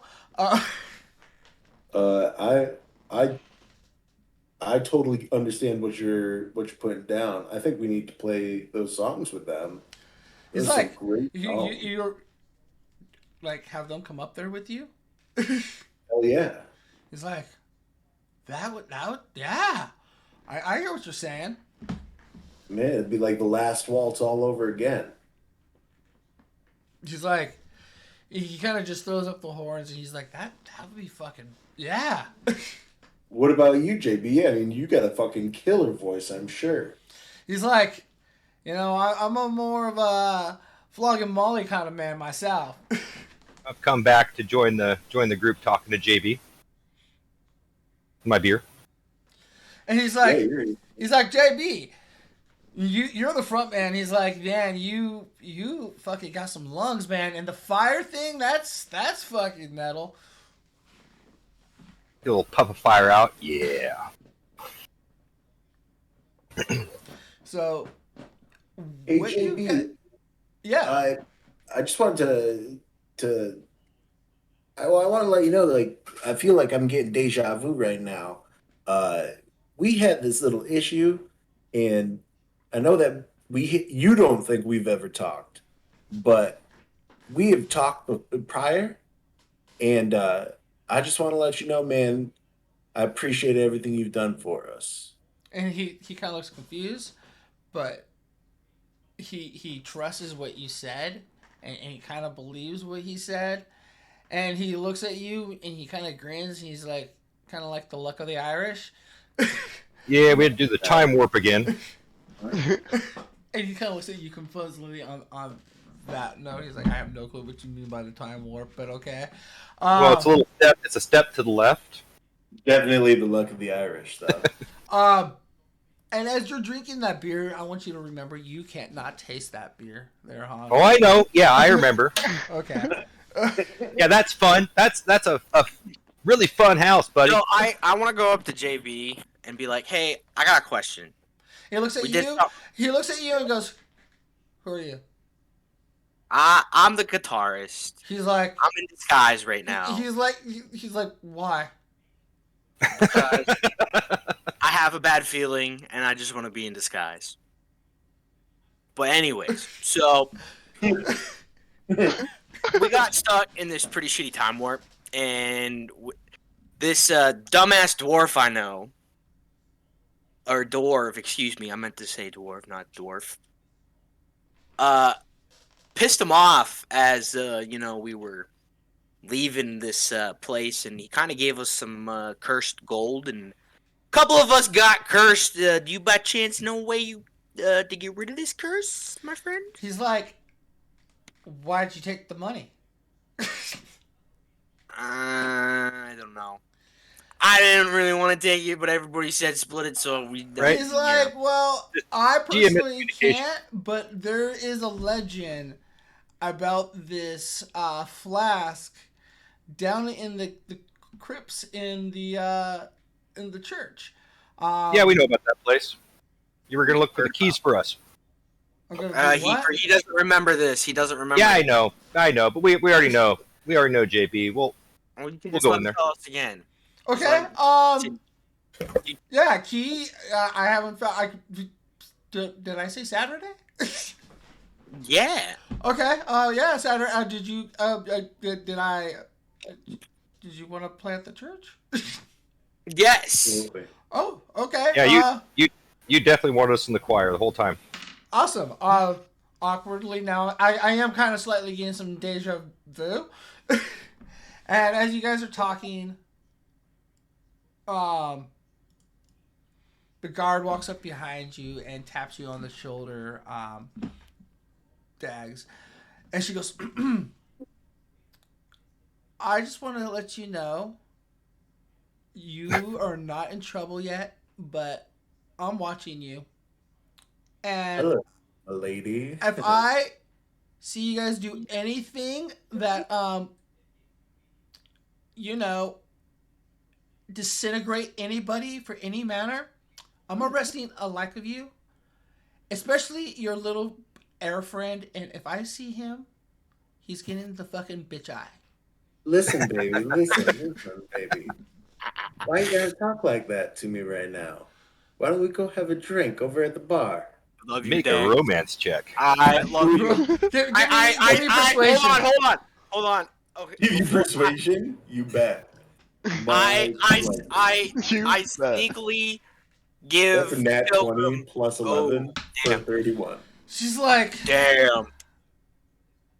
you're like that asshole that like He is that asshole. I'm gonna probably suck your dick, and you're just never gonna like talk to me later, and I'm gonna like stalk you, and I'm gonna find you. I sneakily hand Pilgrim 50 gold pieces as like a thanks for not getting my gun taken away from me that time, and for like keeping this bitch off my back. Yo, me and her have a connection, a sort of like cowboy and bandit type thing. Or Well, that's like, fine. That's cop fine. and bandit. Do it up, baby. But like, She's appreciate never you. hurt you. I know, but I appreciate you, and I'm showing you my appreciation by giving you money. And no one will ever hurt her. Well, no. She says that I sneak up behind and just extra dose her with hallucinating spores. As he passed by and left, I kind of pat him on the back, whisper, "Hey, you got this, buddy," and for some bardic inspiration. I just have a drink with her. How long left on our break? Yeah. How long are you guys to take? You say 15? You guys Yeah, gonna Yeah, we can't have much time left. So, yeah, maybe like that's a about- tenner. You go get ready. That's about a 10, Who's 15. this dog? I'd like to know who this dog is. This a special dog? Is this like a boss dog back here? Want the I Tommy has to be. Yeah, the Doberman. Yeah, I want to know something about him. I would like to move my way over there if I can. These are just our goblins here, so I'm Yeah. gonna politely ask my goblins to, just let me through here. They're working the soundbar. They're, hey, what's up? Going on, Duncan? Right. How's it? You guys are fucking kicking ass. You guys are doing a great job. Just keep it up, and yeah, we'll talk soon. Keep it up. I flick him a gold coin. You get closer, and the dogs. I don't want to approach him yet. I just Okay. like, who is this? Who is this gentleman? Are these like all his bodyguards? Like what's They going have on? to be. More or less, yes. Like, More or less, yes, okay. As you get up, you see him, and he's a Doberman-looking guy, type dog sitting there, and he's in a business suit, collar and tie. You actually, for the first time, kind of see a firearm personally, other than the laser pistol, which is Nico's laser pistol looks kind of like that, like 20s style ray gun, kind of sleek, oval. Marvin the Martian kind of style looking gun, where this looks like a straight up Tommy gun, and that's just sitting like right next to him. And then across from him, you do see Creamy. Creamy kind of like notices you and kind of waves. And, Yeah, I tip my head back to him, I acknowledge. And then he just goes back and continues talking, and he's like, "Oh yeah, so you're saying that Snoop is actually going up and playing with Ed and Prince tonight? Like they're actually gonna go up to Did you just say Nathan? Snoop? Is They this all- the Snoop Dogg? They all stop. Are you the Snoop Dogg, sir? And he looks at me, he's like, "Me? No, I'm G, man. Like, Snoop, yeah, are you new around here? Is this guy?" Yes, He looks I at you- am actually. I'm sorry. I did not mean anything. He's like, I didn't know. he's like, you're one of the guys up on the roof this morning, weren't you? I might have been. Were you one of the guys too that happened to be part of the pier incident the other day as well? And he kind of like takes a drag of a cigar, and then kind of looks at you, and then you kind of roll perception real quick for me. Mosh pit. 12. One guy kind of seems kind of looking. You kind of notice that he's looking over at Hans with the tail between his legs, still kind of motion, like he's kind of upset, but at the same time still kind of afraid of him. Right.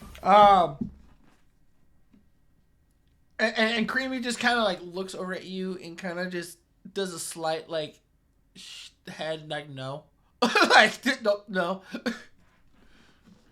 I'm gonna nudge up to him and be like, "It's G, right? G, right?" And he's like, takes a drag of his cigar and he goes, "Oh yeah, and who are you?" I was like, "I'm Duncan Hills. I'm an entrepreneur. I got this whole coffee brand. Do you want a cup, by the way? Sure. Nah, Actually, you know what? I- Roll me a persuasion. Roll me a persuasion. With advantage because it's Duncan Hills, right? 24. It's all good. Ooh. Okay. 24. So, yeah, he's like- I kind of look over at one of the goblins, and I kind of like give him like the little drink, like coffee drink, like grab a drink. He's gonna go do that for me because I just flicked him a gold coin. I'll be like, hey G, I got your coffee coming, but you people like you and me, we gotta stick it together. What? I didn't mean no harm. I didn't know you weren't Snoop. I didn't know who you were. He's like, no problem. No, okay. I hear you. Uh, But you was know- was it you guys that were roughing up the cabal on the? He's like, I don't want to get the boss mad. He's like, you guys just can't fuck up my men. Oh, you know, we might have done something, but you know how business goes. Business is business, G. He's like, I feel that. I hear ya. And And this he's is like, for and he's real, like, alright? and- No hard and he's feelings, like- right, G? And he's like, listen, business is business, and to do business in my town, you gotta pay my prices.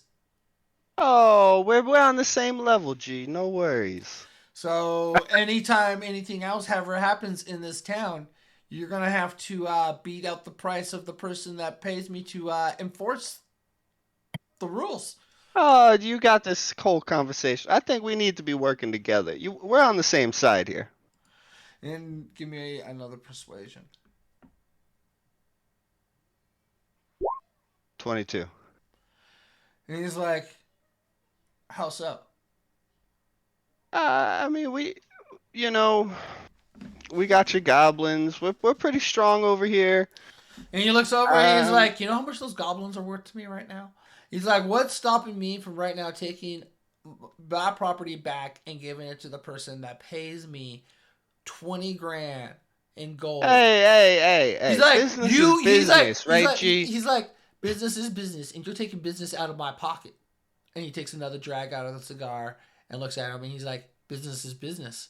And he ashes it slowly, like right next to you, like your elbow. Like he was thought about like ashing it on your forehead, and then stopped and just right next to your elbow for a little bit of respect, and then puts the cigar I'm gonna back. throw a blunt to you.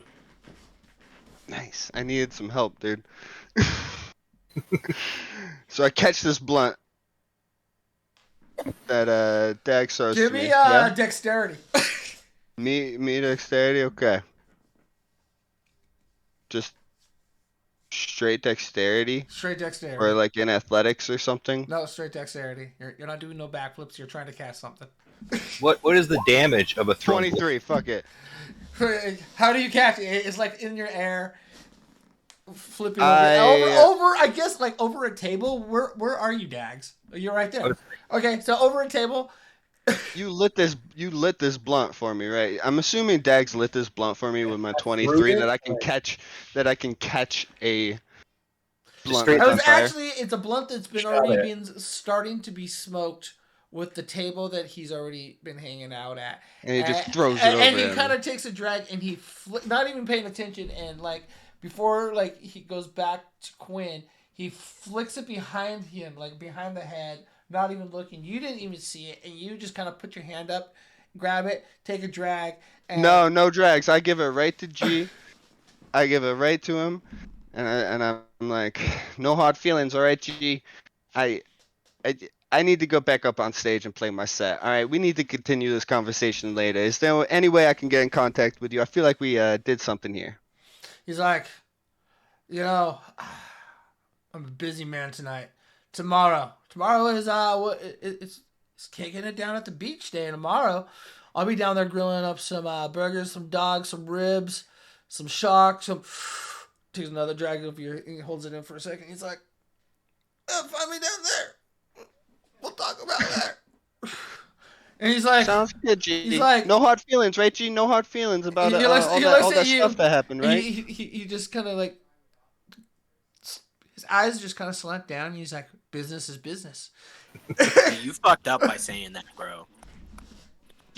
Hey, no hard feelings. He understands. He No, understands. no, over he here. does not. Yeah, he's Listen a to what G. he's saying. Am I overhearing this, Blanks? I hope he is, because someone Give me an insight. Yeah, it's 11. No. Big sad. Damn it. Okay. So you guys are wrapping up all you're doing. So now you got a bunch of people are tripping out. The golf kids are really enjoying it. No doubt they The high elves are kind of straight edge and not digging it as much. You see about a good handful of them kind of like start freaking out, leaving, and as they're going by George the Doorman, who is a gold with silver vein looking golem. As they walk by, he's like, "You'll be okay," and he casts some type of purification as they walk out, and they kind of tune out, but they're not going back in there. And with that said, yeah, you guys go back for your second set. So as your second set, what do you start off with? Well, I want to start, addressing the crowd. Like, you came for some Celtic rock. That was just a warm up. Don't go anywhere. You hear you hear from the dwarves and the gnomes who are actually primarily trying to back you in this whole Battle of the Bands concert to advance you to the next round. You hear them cheer the loudest for you over there. You kind of get some applause from the G over in G's corner. He's kind of grinning. He's kind of looking, but he's doing a little slow clap. And Cream's like, cheering, and the dog that seems afraid of you guys is cheering because he doesn't want to be bullied again. Goth corner, you're getting a good amount of cheer. From the group up with me table, you're definitely getting the loudest cheer in the whole house.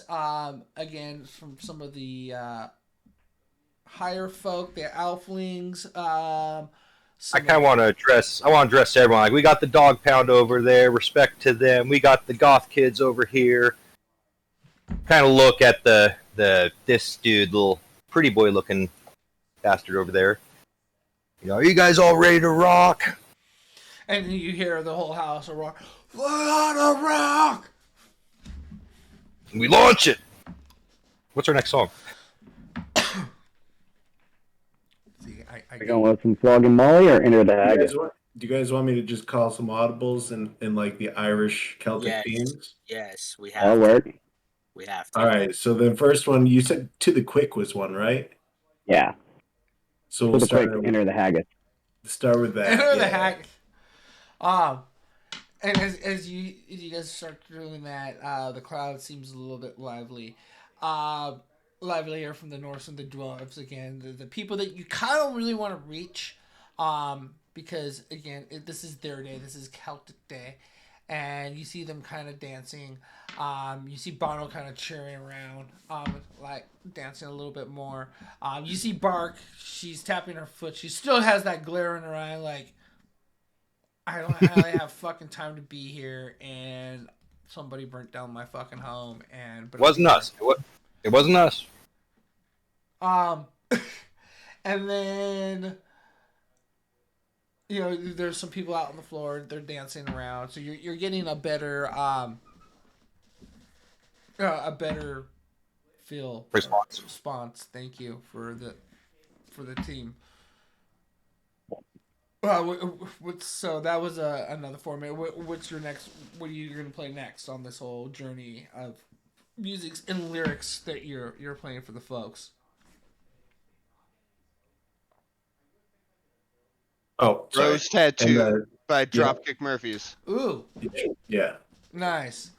5 minutes and 7 seconds. The house erupts and everybody's just dancing. You see the rabbit out on the dance floor acting a fool. You see the vampire. The vampire? Yeah. He sees everybody in the house is cheering except for that corner. Which corner? This The golf corner? the Ah, that corner. Oh, the hoodie corner. Yeah. I think that's the Timberlake bastard. No, Timberlake has to do a show tonight, sir. Okay. Yeah. Oh, I know. We're plans for that. So the bar is erupting with a good time and dancing. You don't see any brawl. There's a little mosh pit starting up with the goth kids because they think it's funny. You know, the Dog City kids, they're too classy for that, but they are like singing along, stomping the table with their drinks like a good sing along should. At this time, I'm assuming also that Mike did train the lizards to headbang. of course, Yeah. The officers have left with Lieutenant Karen and Karen, like Karen. that bitch, like the bitch Karen. Karen, Chad. So as you guys rock on throughout the time, you're at, let's see, you said you were at 29 minutes when we stopped. We said about a 15-minute break there, right? What is your last? Wait, does the 15 minutes count against the hour? Yeah. Yeah, we had a break. You had 57. You had 57 minutes to just remember the grand total that you ended up with the songs. Even though now we're going to be switching them around, was about 47 minutes, which gave you about 15 minutes time to break before the next band comes on after you. So the next song is going to be "Whiskey in the Jar" by Thin Lizzy. And then I feel like we should finish off and try to call Bono on stage with I've got that. Cranberries I song. got that accounted for.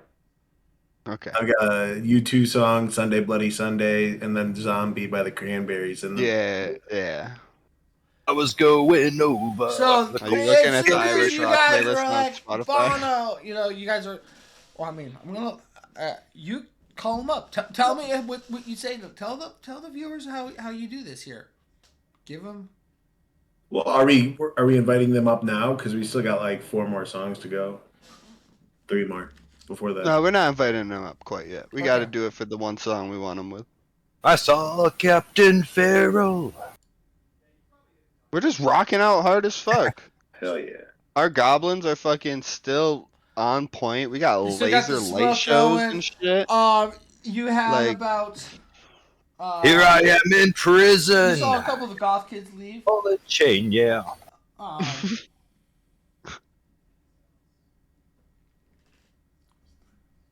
If I know it, I'll sing it. Next song is going to be "Satin in a Coffin" by Modest Mouse. Sounds happy. Followed by. Do you want me to just list them off, Blanks? Yep. I'm just. So what I'm doing is I'm rolling. You guys have. It was a packed house. You guys have 40 people. Better packed house than the fun house.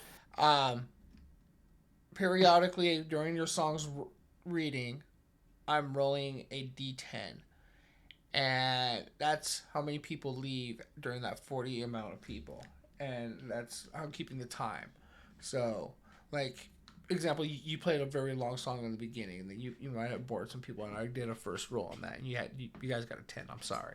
And as a DM, I don't know if I should tell you this stuff, but this is what I'm doing while you guys are telling me the songs. So this is also tell the audience what I'm doing as well. So I'm making these rolls right now to see how many people just left. You actually got 5 more people just left, coming from the goth kids, during your last song.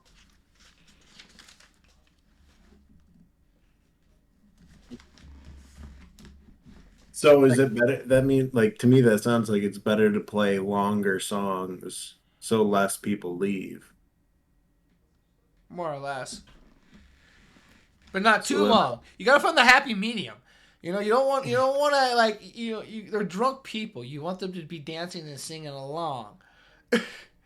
This seems like a random non-encounter. Maybe. The following song is "I'm Shipping Up to Boston" by John This one, I lost my leg. for this one, Up the I'm top going hills, to. I lost my leg. For this one, I'm going to. Yeah, isn't Cast everybody Fairy. tranced out? People can't leave. Everybody's tranced out by Mike Shitaki's mushrooms. Oh, I will vicious mockery any motherfucker that tries to leave.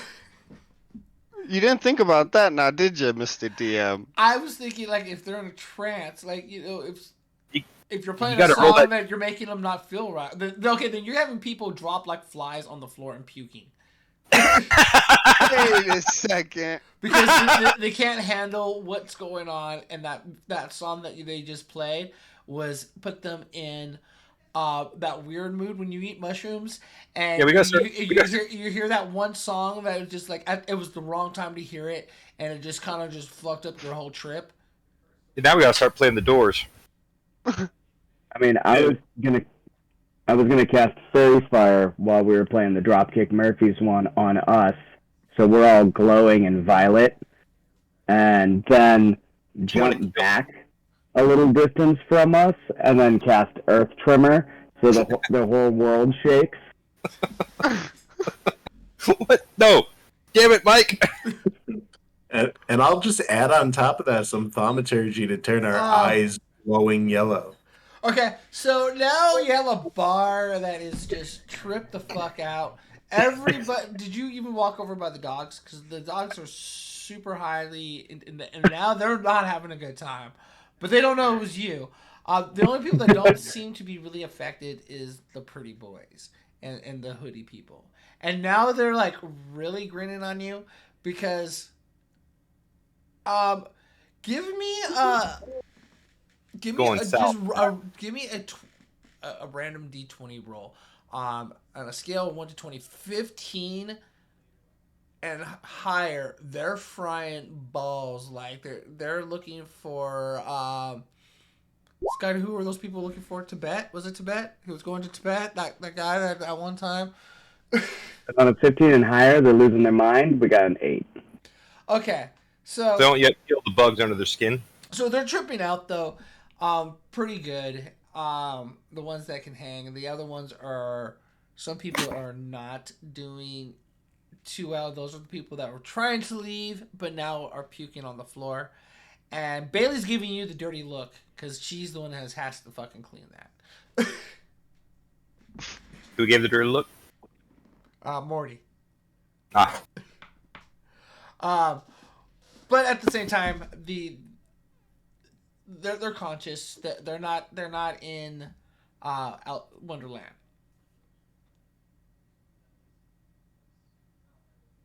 Damn it, Mike. Kicked in faster than I thought it would. Thought it'd come on slow. Apparently not.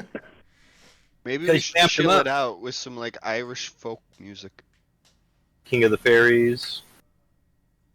Rights of Man. I'll take up my hand drum and we can like I got a penny nice whistle. circle. Ooh. Have Bono come over and do a little acoustic ending. I don't know. Well, do you want to call up? How about we do the Cranberries Acoustic with Bono. Are we stealing their set? Is that what we're doing? music? I mean, we could. I don't know, dude. Everybody's tripping out and not having a good time. I feel like we need to chill it out. We need to play Fish. That's what I'm. We can't just play Fish though. We could probably just finish this off with Fish or Breaking Bad and just give these people a happy high. Little We could do that. Fish. A little Celtic spin. Either that or we do like Dreams with or Sunday Bloody Sunday with Bono, which is a very What about- hard song. I'm Happy. I'm Feeling Good by the Gorillas. Yeah, I'm down for any of that.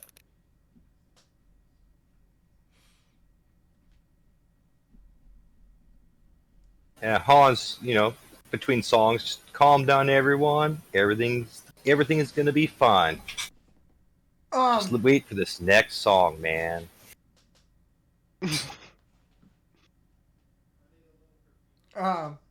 What do we just go feel good? Did we lose Blanks? No, I'm here. I just I need to know what you guys are doing. Where you Got to going? cut out. I got to pull the trigger on something. I said that we just do Dreams by the Cranberries. It's a classic. All right. This snag Bono for this one. Is that where we're going with? No, snag Quinn for this one. Got it. Quinn. So I think we'd like to invite up on stage Quinn. We're huge fans of your music, and we were hoping that you'd be able to sing lead on this song for us. So she looks super excited and like kind of giggles and claps her hands. She's like, "Oh my god, what are you guys playing?" And I'm assuming that the music that defines the fucking '90s starts playing. No, Blanks. You got to do it. Come on now. Do what? Sing. I don't know the. Come on. Every sense of a dream. I don't know the words, so Make it up. Make it up. No, sir. So you guys get up there and you start singing Dreams, and everybody starts chilling out and they're having a good time, and at this point, I cast another fairy fire for this one, but it's going to be like a soft golden glow. and everybody at this point kind of like, the dogs in the back pull out lighters. Bono has a lighter. They're all putting like, little light torches in the air. I guess because they don't have little lighters. So they have matchsticks. Candles. Candles and stuff like that. Swimming back and forth with you guys. And as you finish, you get a good amount of standing ovation. Everybody but the vampires. And for this next song, I would like to invite up Bono, another one of our heroes. Hopefully he wouldn't mind singing "A Beautiful Day" for us. And he gets up, and Quinn gets back down and hangs out with Jack, and he's like, "It's a beautiful day," because he's fucking wasted. And he feels and all he starts singing is just, "It's a beautiful day," and that's all he can really remember of the whole song as he's singing it. And some of the people were kind of feeling bad and awkward. You see some of like the gnomes and the dwarfs slowly like clapping, but like, I back him up. I back him up on vocals. And I'm going to use my telepathic spores to tell him the words to the song while he's forgetting the words. So they're just kind of popping into his head. A psychedelic karaoke screen. Nice. So he gets a little bit better, but he still has like that drunken slur that's going into it. But people feel not as bad for him. I throw a handful of cocaine in his face. He sobers the fuck up quick, and he looks at you. And in the middle of the song, he's like, "I have not been this sober since I've gotten here." He's like, "There's so much we should talk about. There's so much going on. Oh my god." He's like, I feel like I can and he like stops in mid sentence, and he just goes booking it out the fucking door like Hans did the first time you guys got here. Right. And everybody gets up and cheers. Who threw the cocaine? Thanks. Can I get some of that? I need some of that. Throw more cocaine in your face too. Yeah! I throw some in my own face. Hey! Throw some in your face. Yeah. We just have you to have guys- some sort of fan in front of us that we just After throw. party. Mike I just throw kind of some saddles in the up and starts crowd. walking around where all the cocaine dust is. And everybody All now on the looks ground. super confused about the whole situation and don't know if they should ask for some because they don't know what cocaine is. But Hey, out wanna of the kitchen, he heard the word cocaine, and you see fucking just See jumping, fucking back, jumping up. through. He's like, "What up?" Oh! I literally I fucking take a little gust of wind from my finger and make a mini tornado and slurp up some cocaine from Dags and I just throw it towards fucking Mac. And he's like, "Fucking panitas for everybody!" And he goes fucking running back.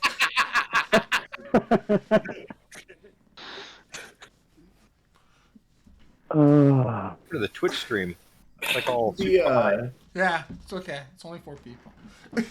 we can still get away with stuff. It's when we get like 30 and 40 people, we can't put. That cocaine explosion should be the end of our set, by the way. And you guys get a standing ovation from everybody again, but the fucking. throw the horns to everyone. I throw up JB throws MTV. you up the horns. Quinn throws up the horns. The Like used guitar picks. I the throw up weed. GUWM throws up the horn. That table over there. Some of the golf kids are into it. They throw up the horns. Some of the a good amount of the like animal folk give you the horns. They dig it. You're with the Elvish folk. They don't understand that music, but it's all right. Their kids will. And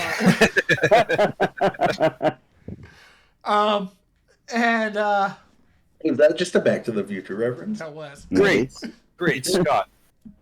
And that was kind of what you guys did. You guys actually did fairly well. You still had more than half the bar stayed. So, and then about 5 of them kind of have forced to stay because they were puking on the floor. All part of my master plan. So when you guys all get off the stage, you know people are now kind of like chatting and hanging out. The JB's gone. So since Bono's gone, JB kind of looks around and walks us up to the stage, and you guys can keep going, doing whatever you're doing.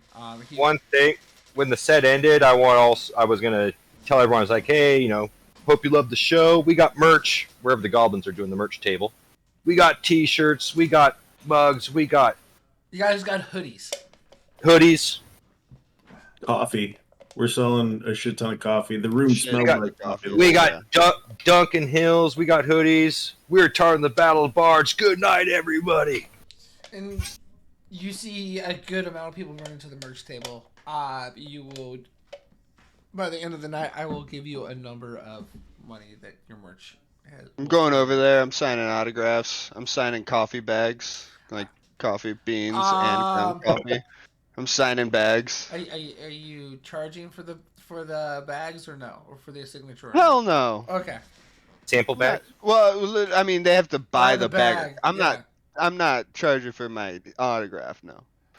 They gotta buy the coffee. So as you go they get a over sample. They get a sample. Yeah, I want to kind of work the crowd, do the meet and greet. You get there, you see a couple other bands kind of set up next to them. You have Spork. That will be playing tonight. You have man, I gotta think of names right off the spot. Oh, is that Mouse rat? Is that the little coked out gnome? No, that's D-Dude. David the Gnome. Is that the one that got all coked out that one day? No, he was the one that got all pissed off at you guys for calling him a leprechaun. Oh, fuck him. And He's a wee a few other bands that were performing this evening after you guys. You do catch word that the closing band is going to be Quinn, and the people before them are going to probably perform is going to be G by himself, and maybe a surprise guest by they say Nick Carter is going to be there as well, and so you guys put 2 and 2 together, and you figure out that's who that character is over in the corner. Nick Carter? Yeah, you don't really need to know who he is. It was because I needed somebody to fill in the last pretty boy. You used fucking Nick Carter. Who the fuck's, who's Nick Carter? Nick Carter's from the 90s. Yeah, irrelevant. He's a Backstreet Boy. Oh, God. Not Aaron well, Carter? Now, Nick last Carter's what I was thinking. Yeah, that's what I same. thought you guys were thinking. I was like, Nick Carter I don't think is a person, is he? Yeah, Is he? Yeah. yeah. Aaron Oh. Carter's Nick Carter's little brother. Yeah. Well, now, there you go. last week our plan was to do our set and then go sabotage the Pretty Boys, wasn't it? You're right. I still have the bye-bye. That we were planning on doing our set because of the time they were playing. We were going to do our set, leave, and then screw up I their. think we have an hour. I think they go on at 10, and we ended at 9, so we would have an hour to get there. And I hope Mike still has some spores. Oh yeah. But if the Pretty Boys were the only ones unaffected by my spores during the show, Ooh. I doubt they're going to be effective. I got a microphone. I got a microphone. I mean, I plan on just making the whole place smell like raw sewage and like terrible. And I got a persuasion of +10, so I can. Oh. Take 10. I I got a pretty good persuasion too. We could just tell everybody to leave. I can't go lower than a 21 on persuasion. Yeah, we could just tell a bunch of people to leave I can vicious mockery their bandmates. while No, they're we don't wanna performing. We bully can all do people. Oh. that. We just want to convince people. I can sleep and do what I do and fall asleep, and I can do heat metal and cook up the guitar strings. That's thinking outside the box. Yeah, that's why I love I heat can metal. do words of terror. Where's the mayor? I told somebody what was going on. Oh, that's on Duncan. Duncan has the information on that one. Duncan, where's the mayor right now? The mayor? Yeah, Prince. The female horse. Dude, I don't remember. Would Duncan remember? I guess Duncan he got all teared off. There was a conversation. You would overhear people talking. So there's a bunch of big so the biggest shows tonight are you guys, of course, and you guys were the biggest performance in this tavern, so they're pretty sure, like, hands down, you guys were gonna win tonight in this tavern, and advance to the next round. The rules is the 2 previous bands that hold the titles don't really have to participate, but they're going for their solo careers, like every prody ever wants to do. So yeah. They're cheating that way. Anyhow, so there's something going on in their solo careers. So those are tonight going to be G in this performance with Carter. You guys pretty much have won this tavern for this evening. I feel. And then tonight, up at Asia, at the very top of high society, Prince Eddie and Snoop Dogg are all performing tonight together for just a grand deal because they don't really have to participate, so they thought it would be fun to throw a labyrinth ball tonight. So that's what's going on at the very top is a What was that? Big ball? What was that last part? a labyrinth ball, a fancy ball. Is it a big ball? Some balls like to be held.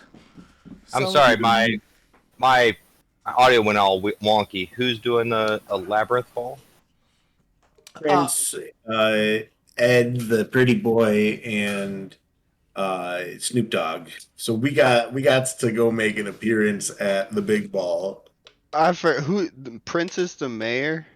Some balls will held for Who's the charity, mayor? not for fancy dress. Balls are held for pleasure. The balls. The mayor is Like, Prince, right? Yeah. yeah, it's Prince. Okay, see that's Roger where I got all Roger confused. Johnson, I got right? confused when when I knew about the mayor. I Oh. didn't know who we were talking Is about.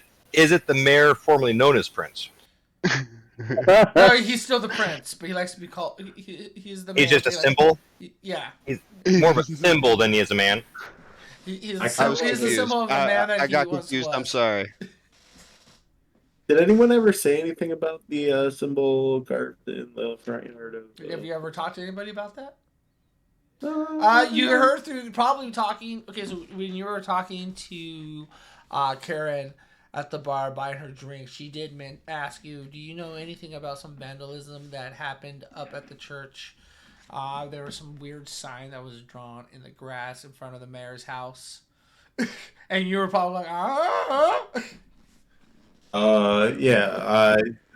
The I haven't heard of any of that, but I bet you, I've been hearing some things that the pretty boys aren't liking the mayor lately. I just heard that through the grapevine, and I think that they might be trying to kill the mayor. Okay, well, that happened a while ago. She left a while ago. I was talking about that would happen when you guys were at the bar, and so she wouldn't have bought that. I should have done that. She did say something, but I mean, I didn't think anything of it. I gotcha. And then the other big band is Timberlake is performing over there with Wahlberg, and he's hanging out with Marky Mark and the Funky Bunch. no, Donnie. Come on, the only Oh. Wahlberg. And Warren's over there. Oh, not Warren. I'm sorry, Nate. We're gonna screw up Timberlake's show, right? That's the one we're gonna do. Yeah, I think so. So you guys are gonna go towards Timberlake. You got about an hour. Say we'll fast forward. We'll kill about an hour. So that would be. We'll give you about 9:30, so you guys can scope out the place, do some reconnaissance, Reconnoitered the perimeter. recognize the perimeter. What do you say on that? I'm all about reconnoitering. Reconnoiter. Nice. So we're just We gotta- rolling up to the stage. Is Yeah. there a large crowd at the stage? Who's our road? I will show you. So you guys get there. Boom. I don't probably have anything shown yet. I have to get there. I have to do this. Hold on. Oh, yeah. No, nothing's there. Cool. So you guys go back down to where the fair is. The carnival's closed down for the evening. It's quiet. You do see a bunch of goth kids running around the streets. They look more lively now than they were this afternoon when they were out. You do see more hoodie crazies hanging out about. You're going to the tavern where Mike started off in this town. So Mike's very familiar of where this House of Goth is. And Question on Roll20, by the way. Totally off topic. Is it possible to Roll20 to have different characters see different parts of the map if they've been there already? Or is it just party-wide Fog of War? Only party-wide Fog of War. Ah, damn. Okay. So, you guys get here.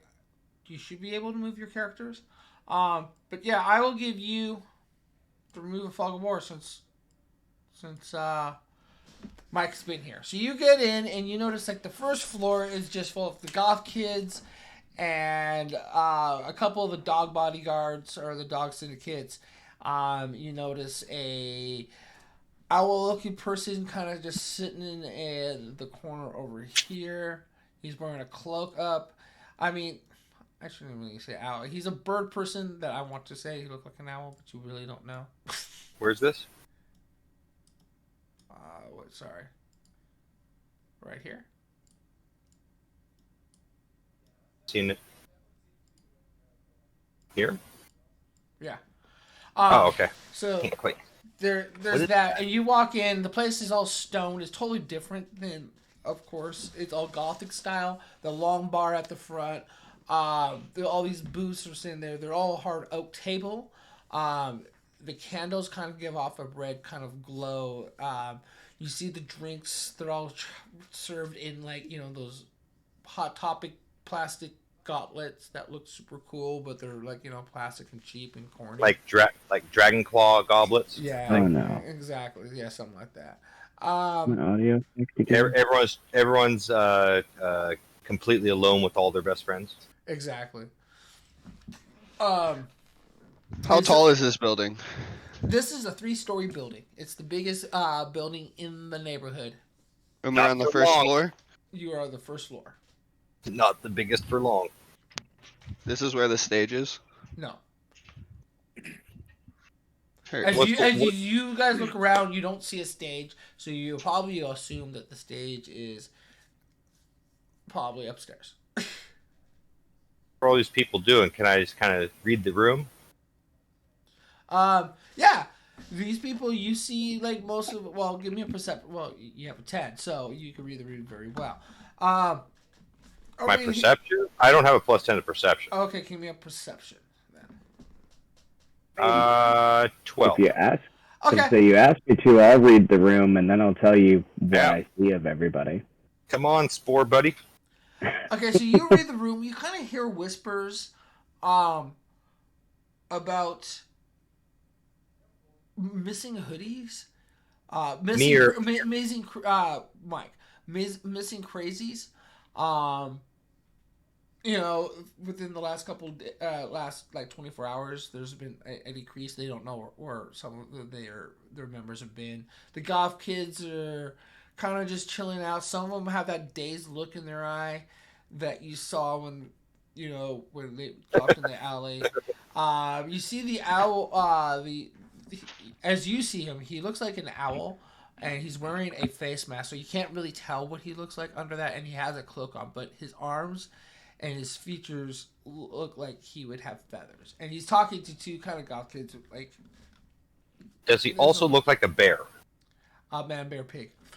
And then you kind of pay attention to a few of the dog syndicates. They just kind of seem out of place, but they're there because they kind of have to be there. They don't really want to be there. You kind of get the feel of like they can't wait to leave this place. It kind of just keeps them. And I'm going to be relaying all of this to you guys telepathically. Wait. Yeah, I'm right. Do I see anybody I recognize that was cool with me the last time I was here? You probably see about 2 or 3 patrons. One of the guys walk up to you while you say that, and he's like, "Oh, you're like that crazy mushroom, man. It's me. It's me, Charlie. Remember? We hung out for like, I thought it was like 20 minutes, man, or so. We just kind of sat in that corner. Remember? You got the food and you fed it to the lizards." How did Mike get brain damage? I remember. What's going on? Where's the show? Is that upstairs? Oh yeah, top floor, man. The first band just finished up. I think Justin was gonna go on for the second band. But then it was gonna be I think the other pretty boy. I can't remember his name right now. Oh, Wahlberg. Yeah, that's it. And I think by the end of the night, I think it was Nate that's closing out everything tonight. That should be a good show, but I'm supposed to go see the boys behind the backstage, and he kind of like looks excited about seeing the boys backstage. I kind of want to go over and see the dog syndicate over yonder to see how they're doing. Yeah, you guys missed our show. I know you could probably hear, but we met G over there. He loved it, man. We really kind of bonded. He's like, we'd rather been over there than over here. He's like, all these creeps. He's like, they creep me out, and then the humans get all fucking high off the fucking what they do. Like it's like he's like, it's fucking weird shit, man. He's like, I'm just used to like normal shit, like eating my own poo. Wait, man. The band is getting people high.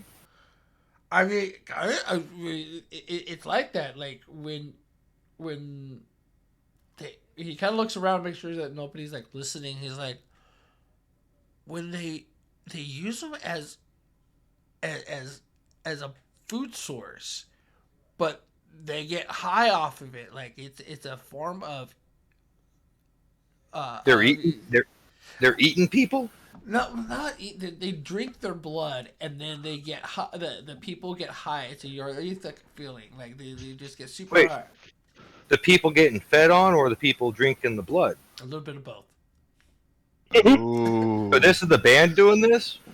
It's like Yeah. it's the pretty boys. They hate. He's like, I shouldn't be telling you this, and he's like, what? Who are you? What are you even here? Why are you asking me these questions? Dude, I am Tard, the Battle Bard. You missed our set. You'd know who I was if you saw there. I know. He I kind know. of sniffs at you. He's like, were you out on the dock a couple days ago? No. I was walking around town, but not really. I just passed through. But man, seriously, they're drinking people. Have they bitten you? I feel like you're kind of getting excited saying this, and as you say that, you kind of speak the interest of one of the hoodie guys. He comes up, he's like, "Hey, what are you guys talking about over here?" And the dog guy just kind of looks back down at his cup, and he kind of like crazy guy looks at you and goes, "Hi, yeah, hi, who are you?" No. Hey man, I'm looking for the show, the Pretty Boys. I want to see the show. I thought it was here. He's Am like, I upstairs. He's like, right upstairs, my friend. It should be a good time for a lot of them. All right. How do we get there? He kind of Where looks is at it? you and just points at the stairs, and then kind of walks past you. To the north there, up there. All right. Hey, I'm gonna get my buddies. Hey, where is everyone? And he walks away as you're saying, "Where is everybody?" I'd like to consult the group. Do you guys think I should try to sneak up the building on the outside? You guys don't know what I heard yet. We got to convene and plan out. You're right. Absolutely. So We got to reconnoiter and. all right, so I'm just gonna text the group in our group text that we have. So got one I'm gonna side. say, guys, Why I'm don't still you just outside. tell me to? Why don't you Say, just tell guys, me I'm to still relay outside. it? What, or you could relay it. It don't matter. Where Group were you text. saying? Were you saying temporal? Oh, go ahead, just text. It's easier. I was just gonna be like, hey guys, I'm still outside. Just let me know what floor the show's on, and I'm gonna sneak up on the outside. I throw a text out, dude. They're vampires. They're drinking people. Just got that from the dog pound. What are we doing? Second floor. Second I floor. guess I'm leaning on the bar, ordering a drink, and I'm gonna text. Oh, there's a bar. Do we want to go? I mean, these are vampires too, right? So do we go down or up? Sounds like vampires, but my text said they're on the second floor. I think it's right. That's right. Flanks. They're on the second floor. They're on the third floor. Third floor. Sorry. Yeah. Third floor is what my text said. Third floor. Heard that. I ask everybody, like, has anybody seen that one guy who sold his soul for, like, musical powers to the devil? He was super after killing vampires. He was, like, super cool at it, too. If you guys have seen him, he'd really help right now, man. Okay, wait. I haven't I've seen him, but I haven't seen him he was Has anyone seen flipping Phil? around through the night one night. Okay, wait. What? But I don't know how to communicate with Robert Johnson. I have his soul though. Maybe I shake it and he appears. Didn't we give Robert Johnson a phone? I thought you gave him your phone. No, he gave the phone to actually. Karen has his phone.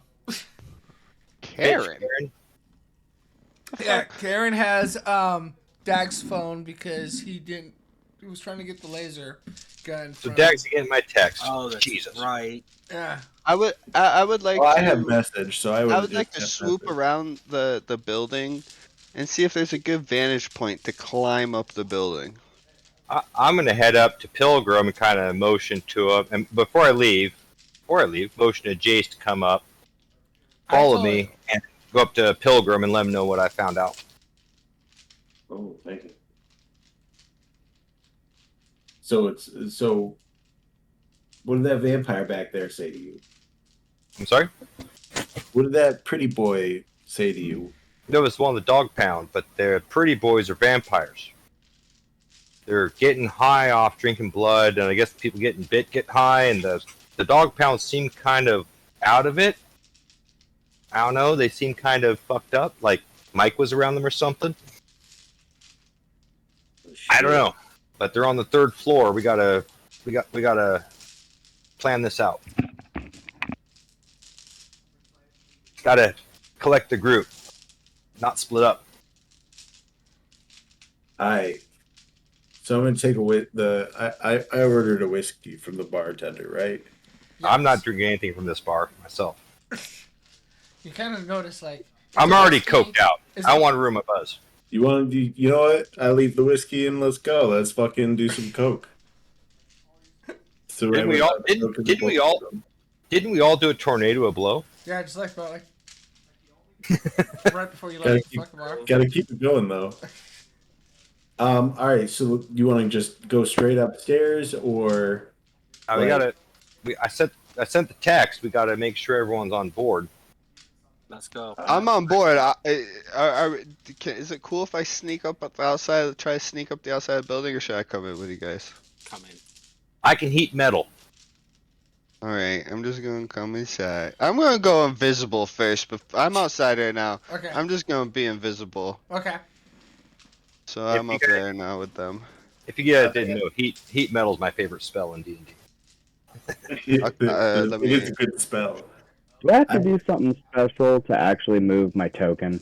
Are you... Oh, sorry. Should be able to just move it. My bad. Duncan, I'm gonna I'm sure you came up to us, so I'm gonna be like, yo, dude, I think you should go investigate downstairs, and we should go up. Like the rest of the group should go upstairs. And Is there a I can down- do that. Wait. Is there a downstairs? No. I see stairs going down. Yeah, I know. There probably should have There been. is no downstairs. Yeah, I made a 3-story building instead of a downstairs. I got you. Okay. Then maybe you should go scout ahead. I love free assets. Yeah, All right. That's... I'll go scout ahead. I'll text back if I find anything good. Or we could go up as a group and just kind of. No, yeah, I can just Hey, be cool. invisible behind you guys. I don't need to scout ahead yet. There's no Yeah, I There's mean, no imminent danger yet. I talked to some hoodie dude that wants me to go up 3rd floor and see them. So feels sketchy. A little bit. This So second is this the second or third? Yeah. Second floor. I'm just doing second floor just to show you for... You guys are running... What we got? No, What we got going on here? Looks like a barracks. No, that's just, you guys come up and you see the rooms. And I'm going to say that since it was supposed to be downstairs, that you just... This is where the rooms are. And you guys can continue climbing up the stairs. And you get... There's nothing going on that floor. No, nothing going on. I just wanted Okay. to do it for visual It's effect. Fair Cock hookers. Cocaine and hookers. Just a bunch of goth kids brooding. Brooding. Making out in corners. But you can't see them because they have, cloak invisibility on. Or they're You mean- stealth. They're stealth. Eyeliner. Yeah, eyeliner.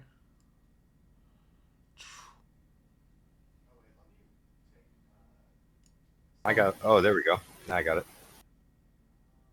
Where? Oh, we come up there. Okay. Who's on stage there? You come downstairs and you see a guy all bloody, and he's kind of sitting up a couple mics up on stage. And again, you kind of see as you come up, as you see coming up, you have one hoodie crazy, and you have one dog pound guy standing, or dog syndicate just hanging out by the door, and they look at you and they kind of glance at you, and they'll let you go by. It's you see here, you see a bunch of the lordships, Up high elves. You see some dwarves. You see some goblins. You see mostly goth kids. A lot of like the human kind of breeds in here more than anything else. Um, Over on these tables right here, you notice another Where? human looking. Oh, I forgot what the fuck wrong. Another looking human, kind of balding, wearing a gray hoodie, just hanging out in the corner. And then over here, you see a pug-looking pup wearing a bowler cap and again a three-piece suit, and he's just kind of chilling there. You kind of see laying on the table. I believe he also has a machine gun as well. So it's laying on the table next to him. Other than This that, dude, yeah, the pug guy. the pug guy. I love pugs. Other than that, What's Yeah. is the dude on the stage playing? What's going on in the room? he's setting up a couple mics. You see people kind of like they're just coming in from one set. Um, there was a set that just finished, and now that he's setting up for the set that's about to go on, and you are coming upstairs. There's a lot of hustling and bustling going on, and there's a lot of bar scene. There's some people eating, some people just hanging out. You see up there that looks over here looks like, VIP kind of area. You got a couple guards standing up there, and then those two people that I told you about just hanging out up there. I'd like to head up here and head up to the pug dude and the human. Can you move your guy or no? What? Can you move your guy? Oh, I can, yeah. Okay, you make it to the pug guy. Mm-hmm. Or not the pug guy. You make it here, and the dog puts its stiff arms. Nobody comes up here. Hey, we're good with G. We met G down at our last show.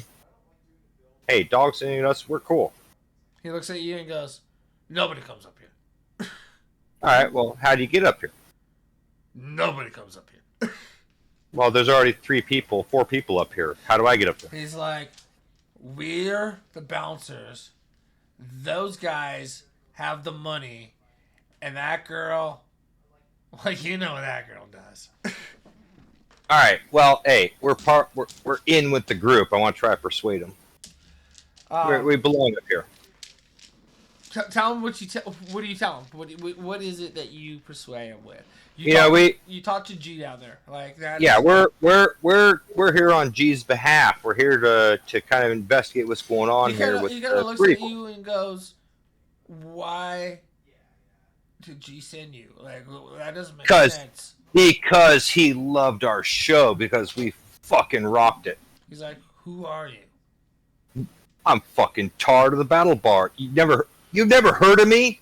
What the fuck's wrong with you? Again, he kind of looks at you and he kind of sniffs. He's like, "Were you part of the incident down at the pier?"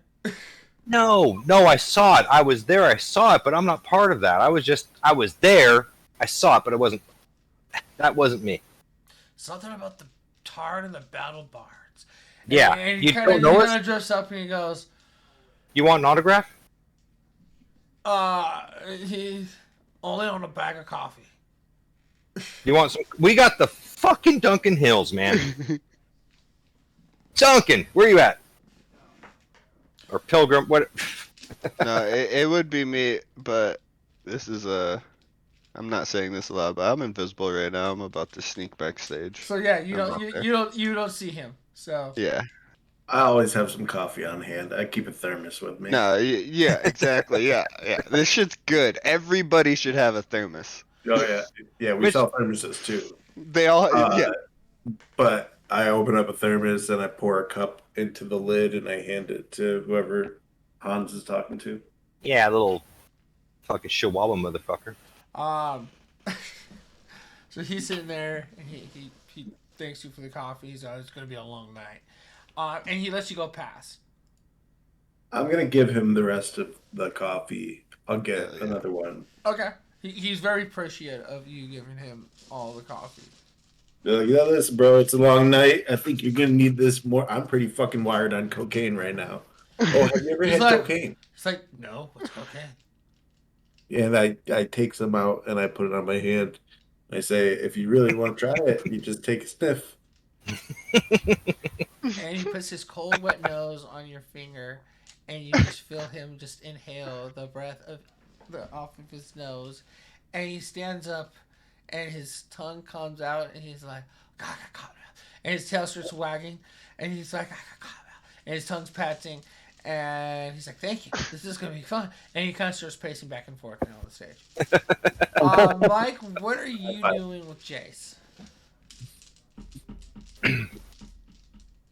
What? What are you two doing? Hanging out in the Oh, Oh, I gotta unlock you again because I copied and paste. So I'm gonna kind of just go get ready there you go. and watch. I'm gonna kind of hang out with Pilgrim and them, I guess. So you're gonna walk up there as well. Yeah. All right. What about you, Mike?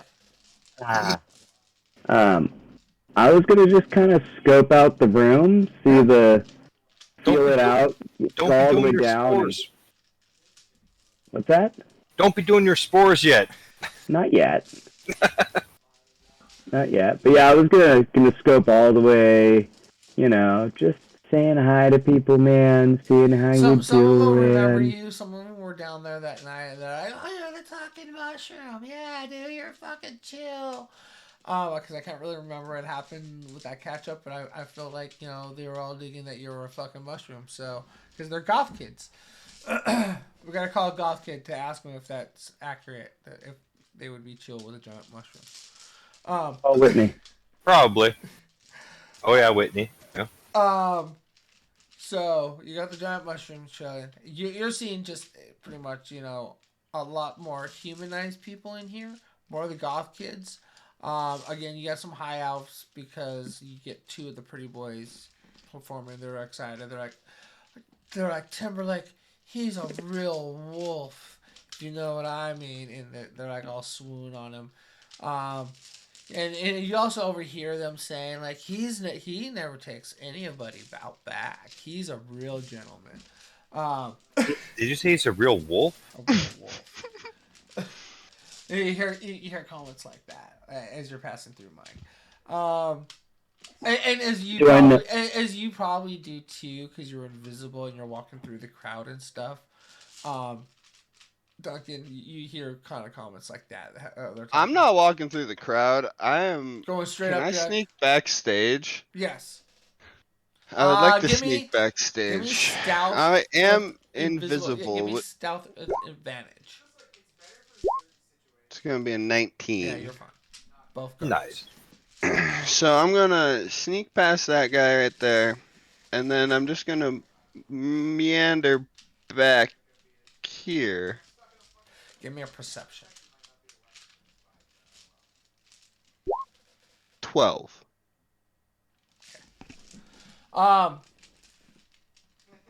So you're behind stage. You kind of just see Justin. Despite his picture, or you see Timberlake. Despite his picture, he's not. I'm floaty. looking for a control panel. I'm looking for okay, the control give me panel. another perception then. We have no 13. plan. No? We have no plan. So you're looking at it, and you kind of see you see the control panel. It's very basic. They're just running mics to it. There's like a couple off switches, a couple input output plugs. Nothing super high fence and technology. I mean, it's. Are there guards around? No. Or security? No, the security you pass by on the stairs. I would like to go to the control panel and just unplug some cords. I should be able to do that while still being invisible. Oh yeah, and you don't even have to really sleight of the hand. Nobody's paying attention to you right now. You're fine. Yeah. So you unplug stuff. Everything that I can. Okay. I unplug everything I can. Now, Yeah. would equipment failure or their inability to play be better? I can heat metal. This will at least delay, dude. Nobody knows what I'm doing. I just unplugged all their equipment. Once So- to get it back on, it's on. Oh, exactly. It'll just Yeah. delay them. Yeah, they're gonna look like shit. I would. I don't get to see backstage. Actually, we Yeah, can't. it's unlock not really. that. It's like you get to backstage. It's nothing. It's basically there's a curtain and then you go behind it and it's basically where the sound stuff is. The curtain. I gotcha. It's not really big at all. Yeah, that's like Alright. that. All right, since there's no security, I'd like to unhook all the speakers, like everything's unhooked. All right, Okay, like so everything, this is gonna probably, all the lights. So as you're doing all that, some of the lights are on, so you're gonna have to roll for. I gotta roll for. I don't know what to roll for. I feel like he would notice the lights turning off and on as he's kind of setting stuff up. All right, I unplug a couple lights and then I book it, and it's still invisible. I just So book did it you back. do that last? Yes, I unplugged some of the lights last, like a little flicker. I unplugged maybe like 3 or 4 when lights. you unplug the lights and they start flickering, you realize what's gonna happen. He stops and looks up and kind of like looks around to see what caused the flickering, and kind of goes back to what you were doing and like the backstage area, try to go see what was going on with the flickering lights. Actually, you know what? He does not, because it was just a flicker, and Exactly. I don't. Does any of the lights go out? Did you unplug a light? No. I'm gonna say I unplugged the first one, realized it was a bad idea, plugged it back in, so it just seemed like a little on off, and then I'm just gonna book it back to the back of the bar, and that's where I'm gonna stay. Okay. Can I Still invisible, I guess. can I see if the bartender can I ask them if I can get a cup of blood? They look at you all awkwardly, and they're like, "What? What kind of establishment do you think we are?" He's like, "You want some red Kool-Aid? That's what we give the kids when they go, can we have some blood?" Fuck. I guess then I'll just take this little goth person. Take the little golf. What? Are you? Were you gonna take that little? Should I call this little goth person's parents? We're just gonna kidnap a child. God damn it! This is a bad He's idea. like, I'm gonna have to ask you to leave, please, before I'll call security.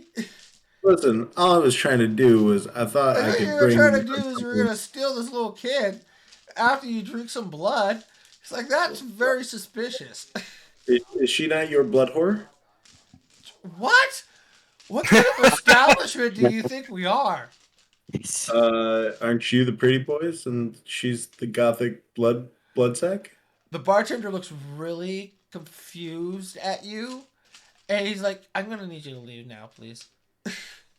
That's a good idea. Maybe I'll do that. And I'm gonna turn and I'm gonna fucking walk away.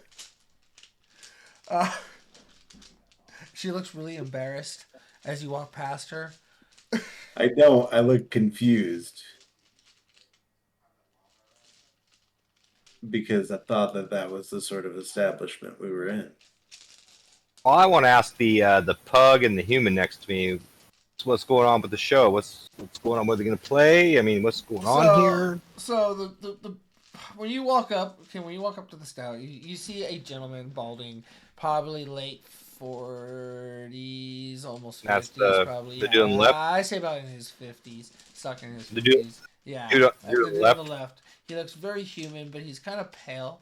At the same time, he's wearing a black jumpsuit. Very kind of mafioso looking. He's a good looking gentleman. A jumpsuit is mafioso? Yeah, kind of like a run tracksuit. Oh, like Russian mafia. Yeah, like Okay. Russian mafia. He looks like an old Donnie Wahlberg. And next to him, you see the little pug. And the little pug looks at you as you're walking up and goes, "Who are you?" He says what?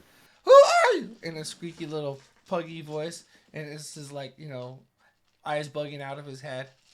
Yeah. Throw the horns to them both. And Sit down. Do we have as you did that, Wahlberg just rolls his eyes at you, and he's like, "I didn't say you could sit." Yeah, you didn't say I couldn't either. What's up? He's like, "You're coming into my house, and you're gonna disrespect me like this." Yeah, well, what's up here? What's going on? We came to see the show. What's going on? He's like, "Well, the show hasn't started yet. It'll be starting in a minute." Right, I came to see it. So, what's your problem? Why are you in my table section? Who are you? Why are you here? What are you doing here? You don't know who I am? You don't know who we are? Do I care who you are? Seriously, man? You don't know who we are? He's like, we're starting the Battle Bards, motherfucker. The other little dog looks at him and he's all, "This is the guy one of the guys I was telling you about with the loud ruckus during the parade and what started this whole fucking..." And he's like, "Oh, you're one of them. Just craving attention. Why? What is your purpose here?" Purpose is to rock, generally. But right now we want to see the, what you might call the competition. He's like, he kind of grins. He's like, "Oh, we'll give you more than just your competition." He's like, "But this is solo career night. We all know how solo careers go." I want to know what he looks like more. Is he like really pale, like vampire status, or? Yes. He's vampire status. All right. What about the pug dude? What do I see on him? He's a little pug. Right, in a suit. I'm assuming. And a bowler cap. Yep. Pretty damn cute. And then you see a little girl over there, and her head's kind of like on the table, just kind of laying there. I want to go over see her and kind of see what's up with her. She's kind of, she looks sleeping to you. I want to kind of perception. Perception or investigation? Investigation. Yeah, give me an investigation. We don't do enough investigations these days. Yeah, 16. With the investigation, you notice that she's kind of like a heroin sweat going on with her right now. She's totally out, sweating. Like she's been poisoned, like on the urge of, she could die, but she's still like breathing and she's doing all right. But she's really fucking high. That she looks like you picked up her head and her eyes are just kind of like rolled back in her head. But you do notice there is a bite marks on her neck. All right, that's what I was looking for. All right, well I'm gonna head up and. Fucking head out to Jace. Be like, "Jace, fucking vampires." Move over to Mike. Move over to Mike. Fucking vampires. Quietly, of course.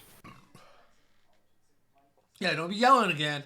Oh, I'm not yelling it. I'm just quiet like, "Hey, we got vampires." And to Jace and Mike, we got vampires. Go down to Pilgrim and just kind of give him eyes like, "Hey." I give him the vampire eyes. Fucking know, bro. I fucking know. As you guys are talking and saying that, you kind of just hear in the background, "Who the fuck unplugged all this shit?" And so now...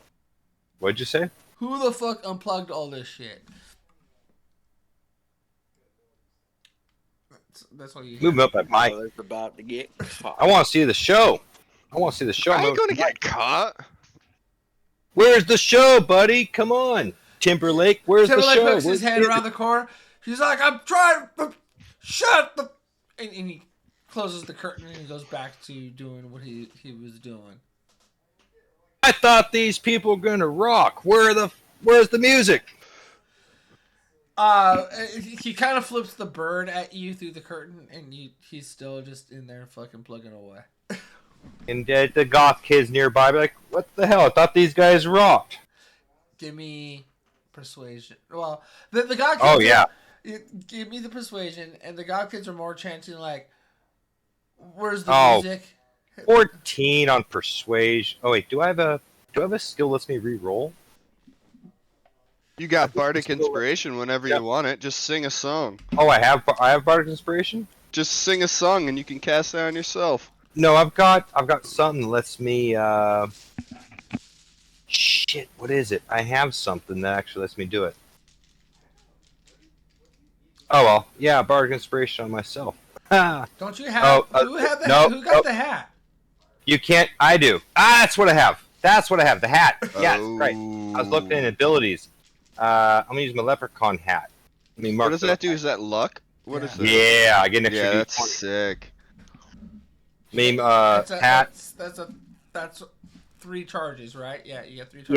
Yeah. I'm using my first charge. I get, I think, an extra D20. Is it 3 luck points? I'm using my first one. I roll additional D20. Yep. So that was I'm sorry, that was perception? No, persuasion. No, persuasion. Yeah, sorry. Fucking goddamn one! Can I use this second time? It says in the thing. I can't remember if it says. No, it says you can spend 1 luck point to roll. You can choose 5 luck points after the die. Doesn't say I can't. I think you can choose either or probably. Then if it doesn't say, you have to go with what it wrote. It doesn't say I can't spend more than 1. I'll let you go with it. Consensus says go. Fucking A. Goddamn I have a plus 10 to persuasion. Then take a 20. 22. Dude, Scott, you know you can just take a 20, right? No. What? Because you could just let him bring the points, okay? What do you mean? So you took you burnt the hat. I totally lost in the conversation. Oh, so the kids start chanting, "Where's the music? Where's the music?" And some of the other goth people are chanting, "Where's the music?" And as they're doing that, Wahlberg gets up and he's like, "Well, fine," and he starts going over and walking over to the stage. People are still chanting. He's going to go towards the stage. We're just going to give him a few turns. So what are you guys doing as he's walking over to the stage? Who's walked to the stage? Wahlberg. Wahlberg's walking. Is he performing? He's going to figure out what the fuck's going on over there. Alright. I'm just going to hold tight for now, myself. I should give Mickey roll insights on that. And so he gets up and starts walking up the stairs. And he gets behind the curtain. And you kind of hear like muffled talk. What the fuck's going on out there? Or the lights are all unplugged, and he's like, or these cords are all unplugged, and the fucking speakers are like got knocked out. Who fucking? I don't know. The fuck. You kind of hear like that going on. Duncan, you totally hear that whole like, why the fuck? Are you, like why? And he's like, why didn't? He's like, well, you're the only one over here, and Damn right. Well, maybe it was the fucking dumbasses, crazies, and then the crazies come stumbling up. What? Did you know? You're like, I don't fucking. Well, he didn't do it. And you guys said you didn't do it. Well, who the fuck did? Maybe it was the dog guy. So yeah, you hear like that. Damn right. And at the same time, during this whole fucking chaos, you still have the persuasion of everybody now getting upset and just like getting like, what the fuck? Why are we starting? We're starting super late, and you know people. Or I want to work the crowd. Like, what the fuck's going on with this? Try to persuade him a little bit. Like, come on, these guys suck. So you see about 4 people get fed up, and they get up and just start walking away, down the stairs and leaving. Yeah, where's the music, asshole? Yeah, people Come on. chanting, where's the music? Nate kind of gets up and he's like looking around like, what the fuck is going on? He kind of gets to the stairs. Wahlberg walks up and stands in the front. And technical difficulties. Everything will be fine. Just give us a little time. We'll get everything back up and running. Just the technical difficulties. And you know, Lucas back. He goes, get it fixed, man. Timberlake's like, I'm trying. He's in there frantically plugging things in and switching things, and You guys suck. Tard and Battle Bards are better than this. Come 12 on. people get up now and start leaving, as they're still chanting. I smell combat coming up. As that point happens, We've done nothing to provoke Yeah. combat. No, I smell combat. I smell it. I'm a GM too. I know what's coming up. Can I cast thaumaturgy and make all of the lights in the place like flicker, brighten a little bit, and then like 3/4 of them go out? it's all like torch lights, like Exactly. like a dim torch light. Like, are you trying to manipulate the lighting? Yeah, I want them to go out. You want the torch lights to go out? Yeah. Okay. God damn it. We don't want to be in Can I do darkness. We don't want to be It's in just more darkness. technical difficulties for them.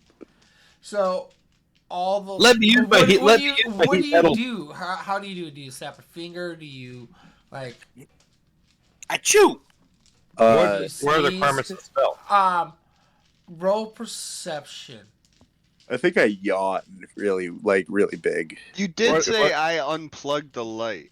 What are the requirements of thaumaturgy? Somatic, verbal component. You know. Oh, let me see.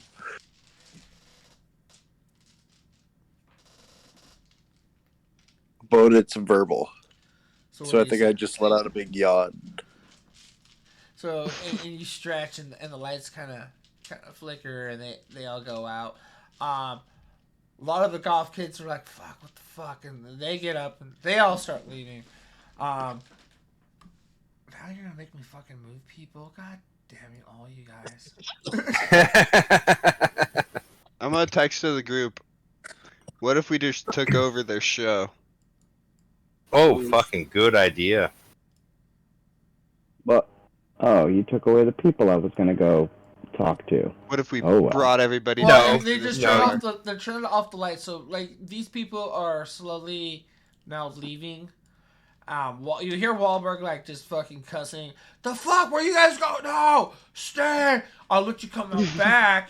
You want to come out back? I know you want to come out back. And you hear like one guy go, "Ooh," or this little kid, right? "Ooh, we can go out back." "Oh yeah, we can go out back right now." Just fucking went out back. Yeah, right now. Oh. And so they kind of walk off this way. People are still getting up and leaving. You tend to see that even the dog pound, fucking Nate and his bodyguards are like, "Fuck, I'm fucking out of here. This is fucking stupid." I want to motion them like, come back, back us up. And they're like, they look at you and they go, "Who are you? What do you?" Dude, we're with fucking G. We're fucking Tard the Battle Bards. I told you. He looks at you and he's Come like, on, we're good. "Got any money?" Fuck you. And he's like, I guess you don't need my help that bad anyways, do you? And he kind It ain't of about money, buddy. he's like, everything's about money. And he gets down and walks off with his group. Yeah. Piss off, you little pug bastard.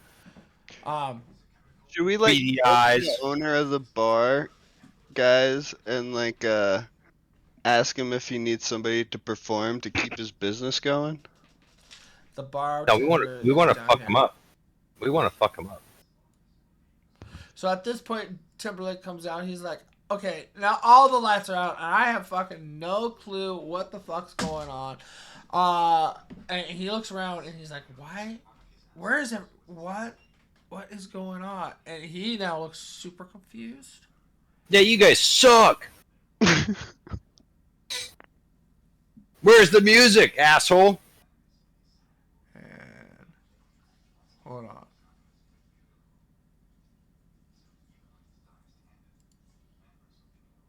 Confirmed. And then you're going to go. This is gonna get dark pretty quick. It's gonna go. We're basically gonna be rolling initiative. So give me 2 seconds while I Yeah. pull up. For what?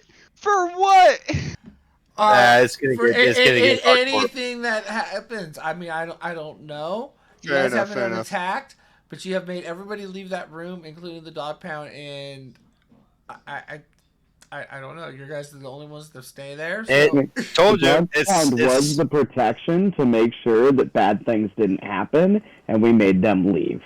And now basically we've got 3 goth kids, one hosed heroin goth kid, and then everybody else is either, I don't know, I'm guessing the other people, like The these golf type kids people, haven't done anything bad to people- us, though. these are all what, like staff? It's the Or are hoodies. they patrons? The hoodies I worry about. Goth Yeah, kids, but like who- what challenge Who rating are all these 001. people? Blanks. Who are okay? Wait, hold on. Who are what people? The people without circles around them. Those are just still people that haven't left yet. They're still there. They're hanging out. Okay, so they're like patrons. They're not. They're just they're random some of that, patrons. yeah, they're the random patrons. Some of them might be, just. It's yeah. like John Wick with the regular people. Yeah. They don't matter. I sometimes I try to.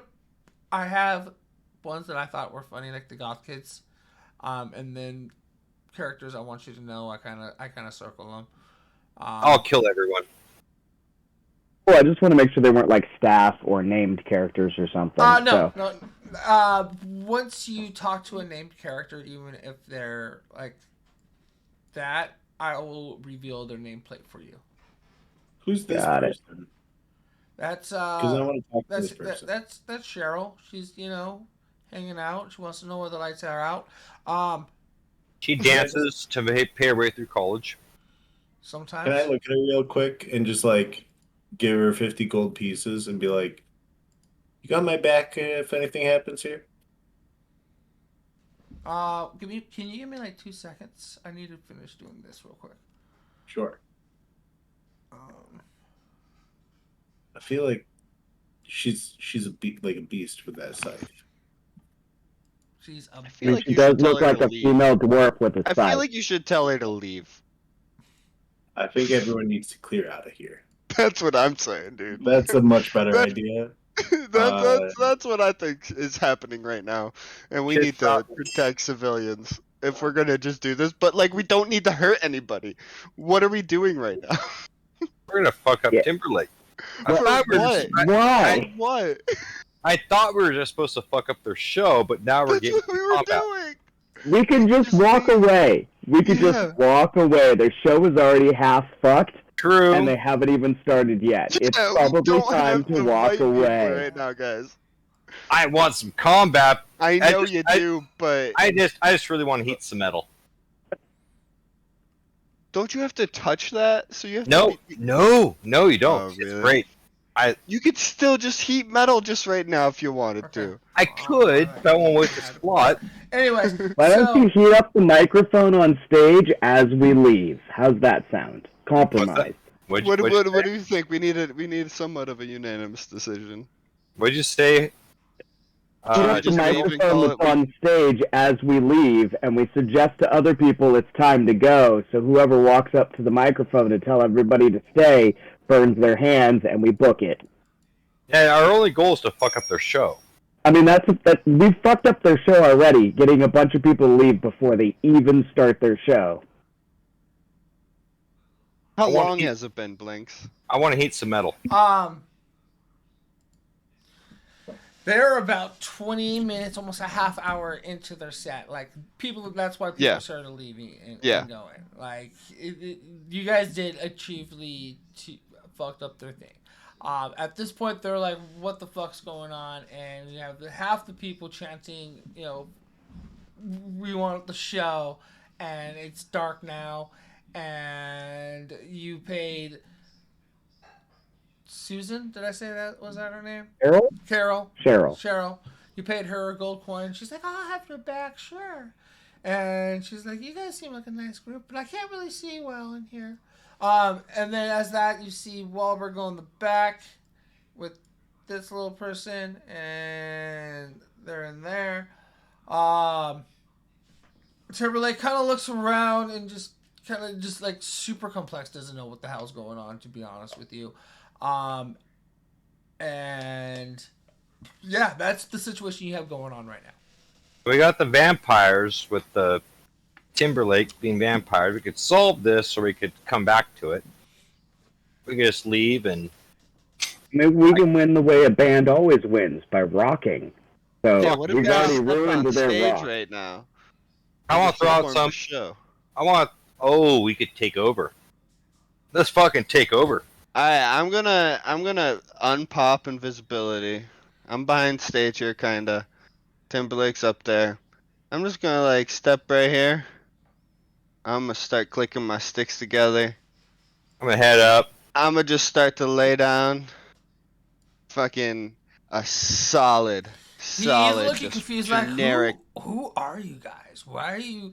And as you guys are trying to come up, the three crazy hoodies, they're trying to like push you, like, hey, stop! Where are you going? And you guys are just kind of like muscling your way through, and they're like, what?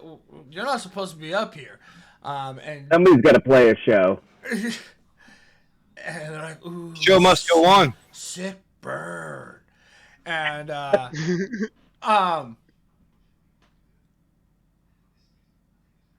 yeah, so What song are we playing, boys? So you guys are starting to gear up. And Cool long. as that was going on, Wahlberg comes running out and just like, who are you? Why are you? What's going? And he's like, what are you guys doing? And he's like, and he looks at you and he looks right at Hans. He's like, fucking tar. Right. And he wipes the like what looks to you the fucking blood off of his lip, and he's like, "Fucking kill you for this." And as you say that, as he says that, you hear a little bit of rustling from downstairs, kind of lightly over you guys starting up your band. Like as you guys are starting to play, you know, and you're like, we're barred in the Battle Bard. You kind of hear like a little screaming and some commotion, maybe some stuff breaking from downstairs. And where is that? Is that up here? We're getting combat anyways, boys. Yeah. If we're gonna play for goth kids, we gotta do Black Sabbath Solitude. So you guys start up. The most depressing song in the world. And as you say that, you hear, you see this big owl-looking person that you saw downstairs before comes upstairs. Yeah, didn't I meet him? He kind of like pushes one guy around the side. No, you didn't talk to him. You talked to the hounds, and he's like, I came to hear, I came to party, and I came to listen. And he sits there. Oh, you better come to rock. And he's like, and he throws you what would look like would be horns. And the crazies kind of like circle him, and he looks over at him, and he kind of sees like a spark tingling from his fingers, going, and he's like, you guys can make the first move if you like. And with that said, at the same time, you see out of the shadows, from a random flickering light that's still going, your good old friend Robert Johnson. That motherfucker.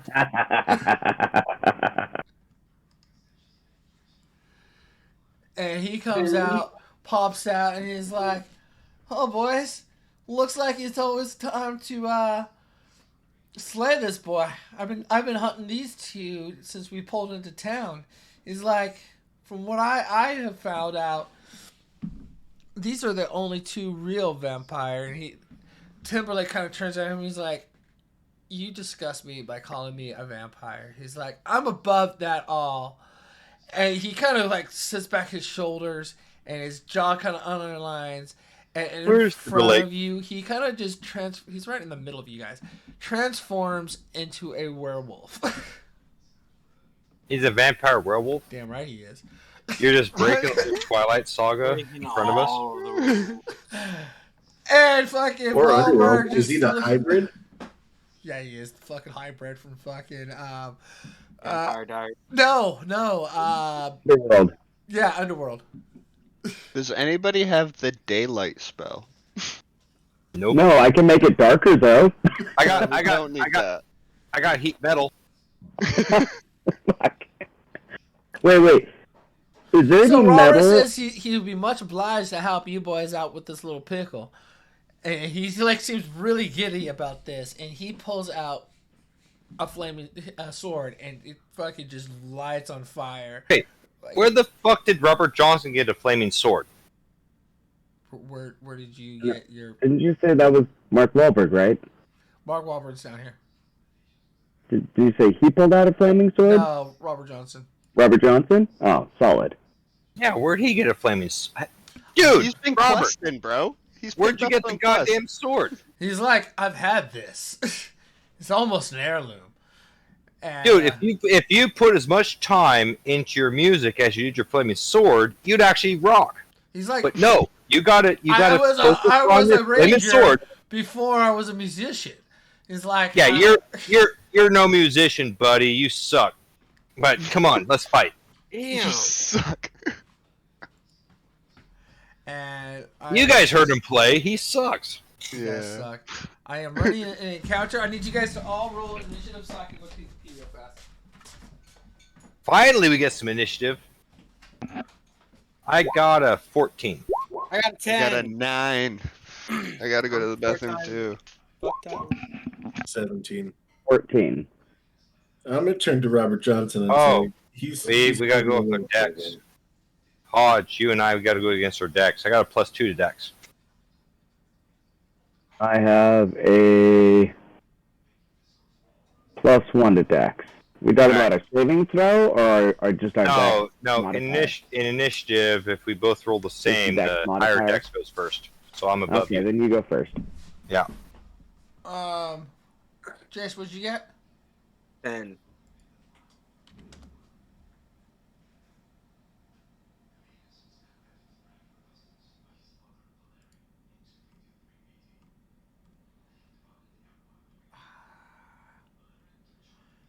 Didn't let me put that fucking person in. Okay, we're gonna roll for this person and use that for.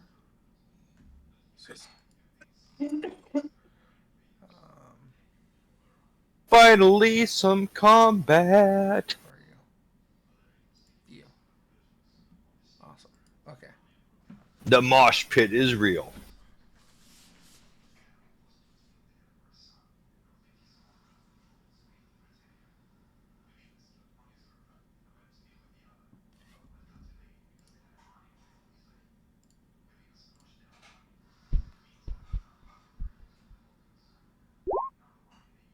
Ooh.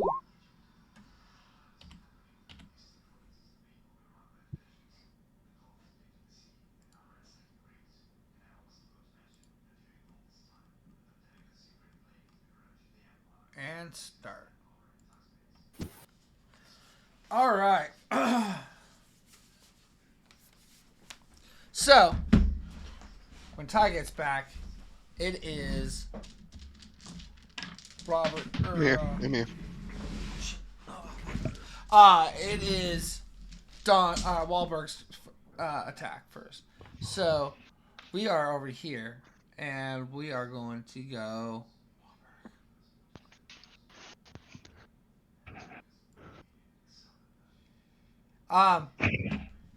Really, nothing's really actually happened too much. So he.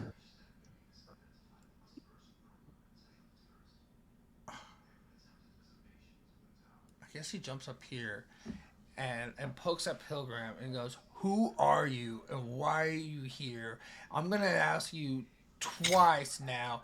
You and take your tard asses off of here and leave before we forcibly move you. This is the last time I'm telling you." Guys, I spit at him. why? Which goes to Robert. And Robert's like, "You know how long it took me to get you here, boy? They can leave all they want. It's you I want, and he just lunges at him with the fire sword. So you can go this one. You can go this way. Go over here Boy. and go.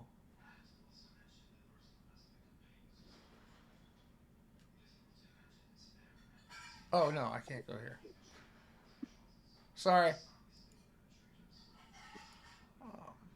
Here. Here. Does he get advantage if he's next to a friendly? Robert Johnson? Yeah, I forget how it works in 5th edition. If he gets advantage if there's a friendly flanking. Yes. No, you have to have pack tactics. You have to have to, okay. I thought you could do it standard. I think you can do standard too. Really? Yeah, I think you get advantage when you have a backup. He moves next to him, and he rolls Oh, with it's the flint optional. sword. It's gonna be a 16, and he has a It's an optional rule. 16. Tie goes to the defender. So he pulls out the I flame get the sword, attacker. and He's got a 26 AC. who? Oh, The- I got a 26. Is that what I rolled? Yeah. Yeah. Oh, I thought I rolled a 16. So, anyways, no. Then he hits. He hits that fucker hardcore, and as he comes running up, he pulls out the first. He unsleeves his sword, and he goes, "Die!" He swings at him and does a shit ton of damage. Only 10, but he has fire damage. So.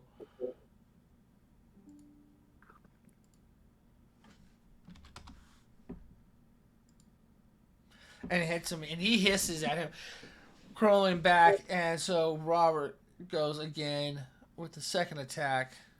No. How can this motherfucker that can't play his guitar is a better fighter? That's bullshit. I'm going to roll this. 25, and then we'll use the 8 that I rolled already. So, and then he whips out his other sword and then slings it across the other vampire, hitting him for another 8. The vampire hisses back and he goes, "Who are you?" And he's like, "I am the cleanup crew." Yeah, he's the cleanup crew. That's what I was going to. Don't ask questions. Yeah, well, he'd better clean up the mess we're gonna make. And so that's when the owl guy looks over, and it's his turn, and he looks over at you boys, and he goes, "I'm a friend of Blanks and Fatties. I'm here to help. They call me Systematic."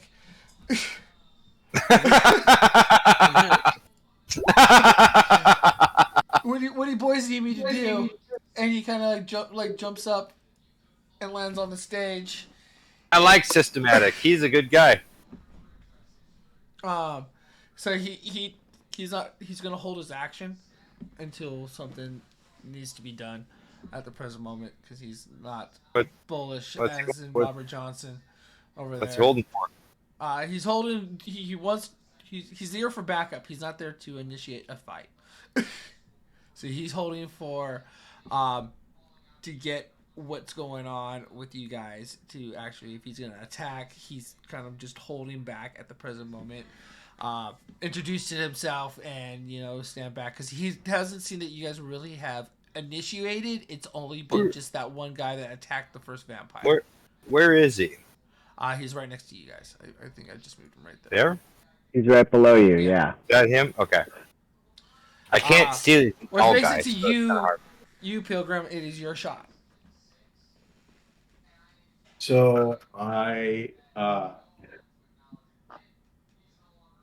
am going to turn to Robert Johnson and I'm going to say, "You're doing well, my protege." I'm going to unholster my finger gun and I'm going to point it at Wahlberg. and I'm going to cast Firebolt and shoot a fire. Well, if it hits, I got a 19 to hit. Yep, that hits. Yeah, that hits. Cool. That's going to be 12 damage of 12 fire damage. It's just going to shoot a fucking just like a fire laser right out of from my fingertip right into like his face. 12 damage? 12 damage. And then for my bonus action, Fucking, as that explodes in his face, he was like really surprised and not liking that at all. He kind of like howls at it. And he's like, "Oh!"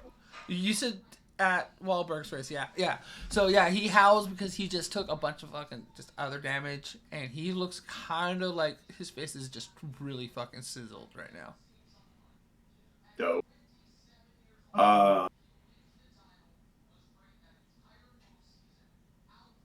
I would like to use unsettling words against him as a bonus action, and I basically roll a bardic inspiration die, and he has to subtract that from his next saving throw. He does a what? Okay, so what do you tell him? Perfect. I tell him that tonight is the night that we set his soul free.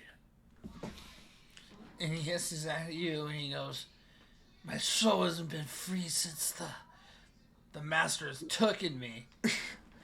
And he hisses at you. Okay. So he has disadvantage on saving throws now? You said? Well, it says whatever his next saving throw is, Yeah. he gets a -4 to whatever Okay, he rolls. okay. Which brings it to you, Hans. All right. So let's look at my abilities.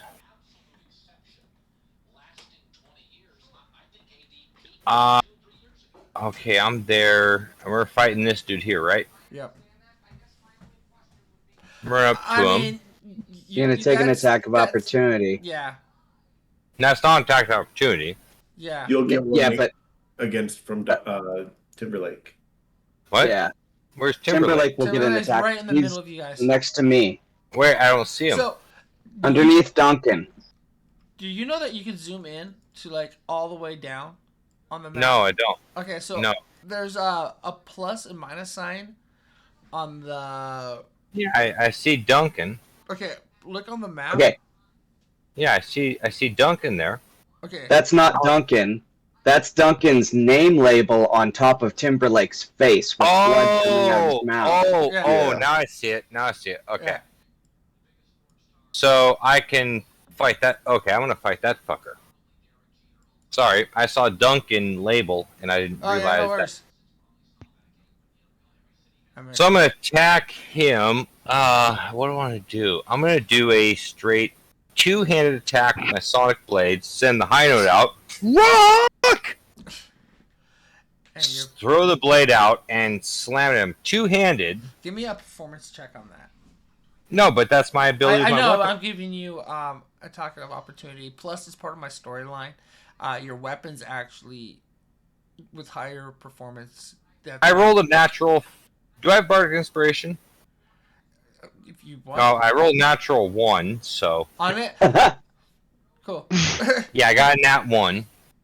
There was no real flair. You were just like, ah! And the vibe, so they were just like, he kind of looks Too at much you and he goes cocaine. like, you call yourself a performer? As he I howls get at you. to throw my blade out. Come on now. He laughs at you. He's like, I've been in Weapon. movies.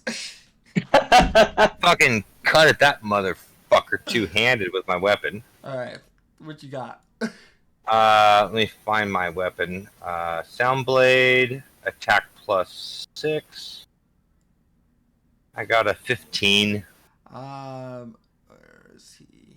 He is. You hit. I hit. Yeah. Oh. All right. Damage is two-handed. 1d10 plus 3. I got a 12 to damage.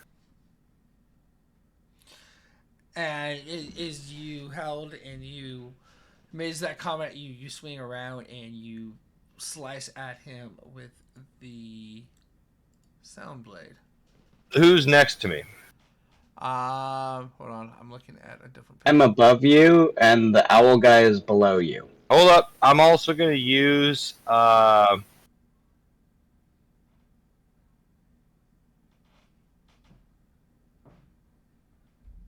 trying to look at my fighter abilities. I'm sorry. That's okay. The second wind. I'm going to.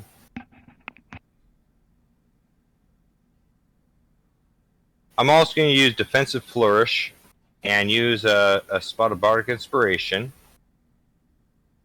to deal an extra damage equal to the number rolled in the die, a d6. An extra 6 damage. Oh! Plus, I get +6 to my AC till start my next turn. Okay, give me 1 second because I was reading something.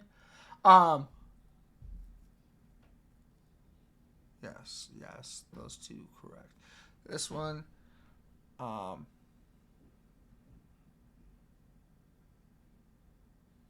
okay. Sorry. Okay. I forget my damage was, Okay, but what I did get you just do? I'm sorry. You did 12 damage to the guy. I had to read. another 6 damage plus I get 6 to my AC. What did you do for the next 6 damage? I used Bardic Inspiration to use my Defensive Flourish. Okay. And how did you do that? Like, what did you do to do your defensive flourish? I did Defensive Flourish. I mean, that's part of What my. did it look like? What did it look like? Like, did you have to wiggle fingers? Did you have to say certain? Oh, I straight took my sound blades, like teased him with it, and then we tried to fucking handle it. It's like, oh no, another hit. And I'm very much on guard. Where I stabbed him, I'm on guard. He can't fucking touch me. Hodge knows from fencing. That goes to you, Monsieur. Mr. Shiitake. Alright, I'm gonna use Symbiotic Entity and use up a Wild Shape to give myself... oh, it rolls? Well, that's weird. And so it can use your thing. A space. Sorry. That's not how that works, but anyway. So I'm gonna add 8 temporary heal points, or hit points, to myself, and now my Halo of Spores does double damage, and it's also going to give me 1d6 necrotic damage when I hit with a melee attack. Dude, your spores are out of control, though. So then I'm going to move diagonally so that I don't give anybody an attack of opportunity, so that I'm within 10 feet of Marky Mark, and then I'm going to use my reaction to hit him with my Halo of Spores. So that'll be... Boop. Boop. 4 damage. Wow. He's got a... DC 15 con save to probably halve the damage. Yeah. So he gets a DC 15 con save on that. And Oh, I'm sorry, wrong one. That was my dex. Con 17. alright, so 2 damage. He looks at you and he's like, "I'm not Mark," and he kind of like just grills at you. After you shoot him with your spores at his face, which means it goes to you now, Mr. Luthor. Is that the hood motherfucker an enemy next to me? Yes, all the hoods are enemies next to you. So the guy right above me is not an enemy, right? The little goblin-looking thing, like right here. No, he's a guy. He's probably running out right now with all this going Okay, on. cool. I play my guitar so that Grim can come and help me out. He goes, "You beckon, sir." We got some vampire. And then he kind of chuckles to himself. He's like, "You get it? Get it?" And he's like, "Fucking vampires." No doubt, my guy. We got some slaying to do. He's like, "Let's rock." Dun, dun, dun, dun, dun, dun, dun, dun, dun, dun, dun, dun, dun. Do I have any 10? Do I have any 10? Not really. Fuck it, let's go. So, Grim's gonna go. I'm gonna let everybody deal with all them guys. I'm gonna worry about everybody else, I guess. Seeing as I'm not really close. So we're gonna have Grim go at homeboy next to us. Here, over here. Need to do that for Grim. 19.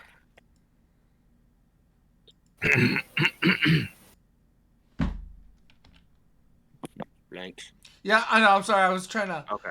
I was just making sure I wasn't. I was naming plates because they're all alphabeted. Okay, so 19. That hits.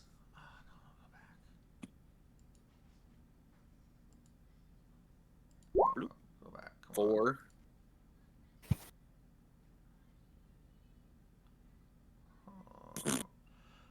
And then I'm gonna swing my axe at him. Okay. Roll me a performance check on your axe. Performance. 26 and 23 for my hit. Okay, that hits. My performance is 26. As you start swinging your axe, you can't help but pull your fingers down the slide of the thing, and your axe starts just glowing with a halo of a kind of a gold bright color. And you kind of hear, like, in your head, you would almost hear a as you swing and you hit this crazy. And so you hit him what for 10 with altogether? How much you hit him for? Axe. You said 4 for one time. Yeah, 4 for him. Using battle axe does that. Oh. 3. Oh. Is that it? We got. Yeah. So 7 in total. But you do see it do damage. It backs off, and he actually kind of turns around and like hisses at you. Do you have anything else?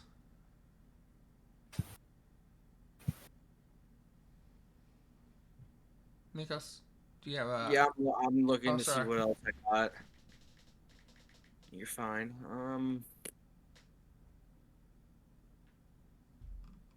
Sanctuary dude.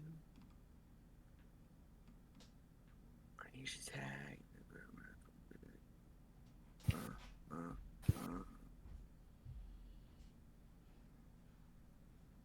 Nope, we're good. Anything else I have, I can only do after the fact. If I get hit.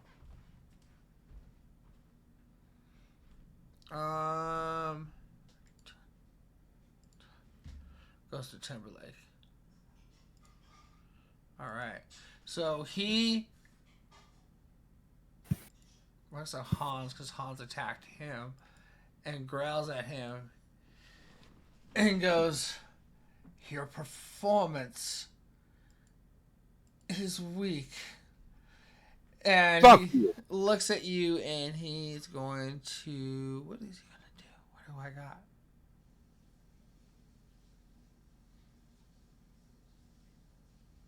Bite at you.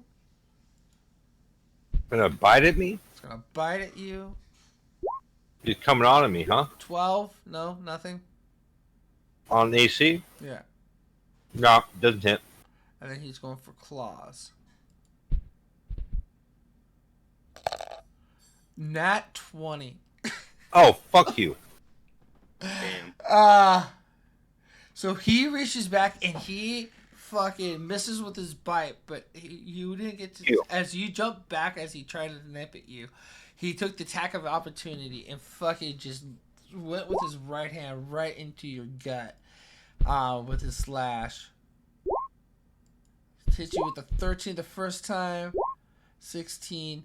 Hits you with a total of 29 slashing damage at you. Fucking And yay. fucking just growls fucking mad. This motherfucker. And howls at the moon. So then we go back to the crazy with you, Jason, and Grim. He looks over at Grim and he fucking swings at Grim. Hold on. The little bitch boy next to us. Fuck Yeah. that Fuck pup. this motherfucker up. Fuck that. He has What? what? Come on. But while he's attacking, I had a 9 in initiative, and I'm not in the list. Okay. dum, dum, I will dum, put you- So it's my turn now, I think. after Nate Dog. No, Nate's gone. He was supposed to leave. Oh. And then the werewolf vampire pack leader just went, and so like Yeah, I'm let's put also you. Yeah, 9. we'll put you. Yeah. Just be. That's what I dog. rolled. I'm not in the Yeah. list at all. Yeah, I just realized that. I don't know why either. No worries. I was kind of waiting until it got to me. Yeah, well. Well, shit. I mean, there's not a lot I can fucking do. These guys seem bad as fuck. While you say that, give me a will save, buddy. What the fuck? Okay, what do you mean when you say will? Give me roll your will. Oh my god. What the fuck's going Okay, on? there's nothing called will. Like a I'm wisdom sorry, or a yeah, constitution. Sorry, I keep saying Wisdom. will. It's wisdom. Yeah. Wisdom, you want me to roll a saving throw? Yeah. Oh yeah, yeah. There's no more will in 5th edition, is there? No. 16. You're good. But you do hear Azrael, hey, what's up, buddy? I smell a little adventure going on here. A little, get yourself in a situation. And you hear him kind of yawning. It's like, this could be a good time. Matt, what are you going to do? Sorry. That happens at the beginning of each of your combat turns, and I keep forgetting. No, to do that. 100%. I get excited when I remember. You know, it needs to get you that, isn't it? What? I guess I'm going to cast blindness on what's his nuts? Timberlake? Timberlake, yeah. I'm gonna cast blindness on him. So where That's is an this? area spell, so you gotta time it right. It's gonna affect other people. Yo. It says a foe. I think sleep is a area. You can blind or deafen a foe. Choose one creature that you can see within range. Have them make a Constitution saving throw of 14. I see 20 feet of a point you can choose. Their thing is sleep. Tyler, is your spell from an item? It's a bard spell, blindness / deafness. Oh, I'm sorry. I'm thinking sleep, not blindness. Never mind. I was wrong. Okay. So Don't Blindness listen to me. / Don't listen to me. is deafness. So I'm casting blindness. It's an action. Constitution 14, I think it said. Okay. Yeah, he gets- DC 4, Constitution He 14. gets a 15 on that. Constitution. save. Oh. That's a bummer. So as you try to spark a little flick at him, it kind of just. I guess he kind of like just sparks in his face, and he just kind of like when you light a lighter and it flashes in your face, and you're just like, what? It's just a verbal spell, so I Oh. would have just muttered something under my breath, technically. And I'm behind him because he's focused with the things in front of him, so he's probably not too I mean, it's up to your discretion. But Yeah, he's fair- probably not fair too enough. concerned, right? Correct. He doesn't even know you're Okay, there. I so think he brought it up. that's my fucking action. Okay. Unfortunately, I guess I'm going And to. you're still invisible too, aren't you? No, I uncast invisibility, Okay. which I'm gonna use my cunning action as a rogue that lets me disengage from everything. I'm just going. You would also not I have can been. see backstage, right? I Yeah. can see backstage. There's It's like nobody behind. It's like just that curtain. Yeah. There's nobody there. No. I'm just going to drop like behind the curtain, so I'm using like disengage technically, but with cunning action, like no attack of opportunity because I'm a rogue. Which is fine, but it wouldn't have happened anyways because you're behind him. I'm behind him, so I'm just gonna go back there because I'm scared, and that's really all I can do. It's Sorry, the first guys. time in this world that he was scared. He's been scared. Yeah, I was pretty scared, guys. I can't do anything. I tried to blind him. I can't attack him. I can heat metal. It's B, so it's all. Does he have any, It's all these guys now. So, does he have any metal on him? Who? And the vampires? No, they have no metal on them. You know what? Oh, you're just fucking with me now. What Don't they have weapons? No, they have claws and teeth. They're vampires. Are they They all- aliens? Do they have? Are they aliens? No, they're vampires. Are they metal teeth? No. So this one comes Fucking running up over goddamn. here. You suck. This one comes running up over here. This one's gonna come over here. This one gets about here. This one, I don't have a character for that, so I didn't put him in, so he's not going to be here. That's how you take care of that. So, while we're here, so Scotty's gonna take some fun. You fuck with me now? Yo, Hans, I got an idea for that heat metal. So, Open ideas, but I think Josh is about to fuck me up. no, you guys can't die. Remember? Oh yeah, because we're cursed because we're all Pirates of the Caribbean now because goddamn someone wants to keep coins in their pocket. Somebody wants to keep. Yes. So, what goes for a bite on you again? Who? The one behind you. And he whiffs on that. Or to the side of you. Thank God. So, this one's going first. He just bite his claw work. And then this guy over here, he's going to do the exact same thing over again. So, All right. first guy misses on the bite. And then he goes for the claws. Oops. Natural 20. Oh, fuck you. This is 4 against me. and 6. Yeah. 10. And then the second vampire. Oh my God. 10 damage on me? Yeah.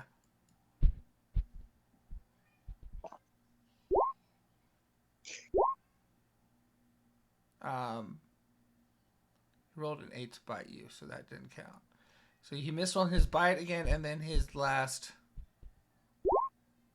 It's an 18, and he hits you again for another 4. So that's. Oh my God. I'm about dead. I'm almost dead. I'm at 4 hit points. Now it's D. D's nuts. D attacks good old Robert.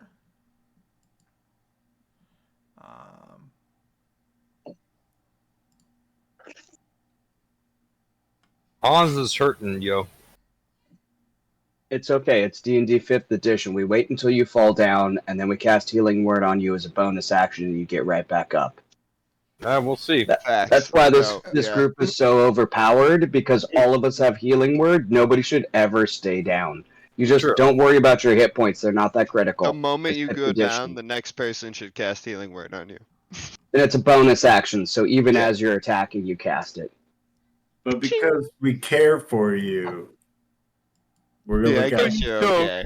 No one cares about Hans. We could also cast multiple Healing Words on you in a turn. Yeah, one round you could have like 6 Oh, heals. yeah. I'm trying to deal with that bitch Karen and Fine. Chad, and no one cares. I mean, at least she gave me the clap. She didn't do that to you. Oh, you fucked the bitch Karen too? Everybody fucks Karen.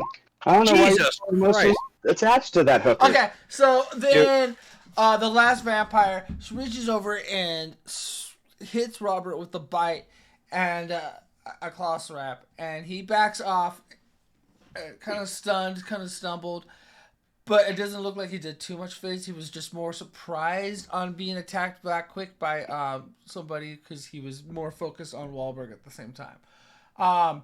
With that all said and done, Systematic, who's been holding his turn, looks over and sees that you are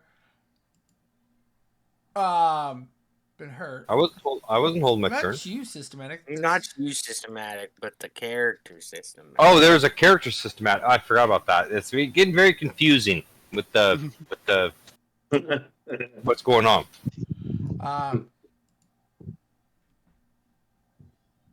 What's he got?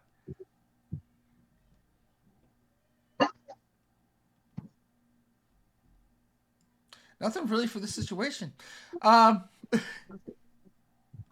You hear him. Oh, I should have grabbed. You know what he does?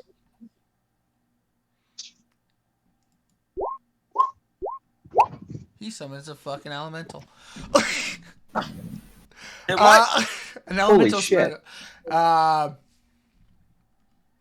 So in front, all of a sudden, you bursts into flame. A little flame guy, about 4 feet tall, and he pops out and spurts out. And Systematic looks and points over at the werewolf Timberlake and goes, "Get him!"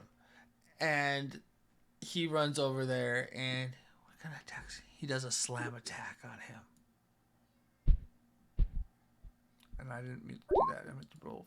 Oops. Go back. I need to roll. Attack.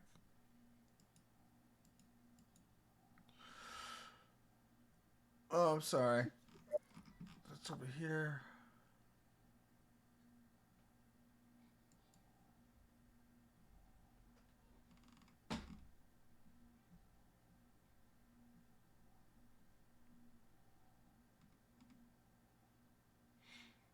Well, there's no attack on it. Alright, well, alright, he hits him for 8 for the slam attack. Which leads it all the way back to the beginning, and this is where I'm going to leave you guys after 1 nanosecond through the combat. Yeah, so for all those who watched us streaming, I think it's just you for keeping my channel alive. Go watch Dag's channel. We'll do this again. Hopefully we'll pick up some more people. But thank you all for hanging out. Yeah. We're stopping combat? Yeah, No. it's 11. I have to go to bed. Yeah, he has to go to bed. He's got to get up at like 4 a.m. Yep. Yeah. Yeah. It's the worst on the at these nights because I go to bed and I think about like what is going on for a good, like 5-6 minutes, and it sucks. At least you know my dreams last night. Let's put it that way. Was it anal? Of course it was. Worse than that. Tyler, I want you to go look up the Ninja Creamy. What? Ninja Creamy? Yeah. That sounds very porny. It's Yeah, what the it's not though. Like, What it's the from fuck Ninja. is it? Give me some context. Is this Shinobi cream pies? No, fucker, shut the fuck up and let me talk. It's from Ninja, the like Ninja Bullets and shit. Yeah, the hentai, right? All right, fuck you all. I'll see you all later. Just kidding. Dags, is your channel, is it Dags 135? Yeah. Got it. Hell yeah. Dags 130 on Twitch. Yeah, on Twitch. I gotta find it now. How do I search on goddamn Twitch? It's at the top. It says Dags. search. Hey, don't fuck with me. There was that the new- just so is you it, guys know, there was a combat situation for every fucking building you guys could have gone to. Yeah. Fuck you in your front house. Oh no, I mean, We appreciate that. So is it Dags 135 with what's his name from Home Alone with the spider? Yeah. Marv. I am Alright, following I'm that. going to bed. I'll catch you guys Good night, later. Ghost. Night. You can watch Not me all. kill Yeah. invaders in Elden Ring. Fucking Nice. Elden Ring. My nephew's already fucking burned through it and I can't keep up with them. son of a bitch. Goddamn nephews.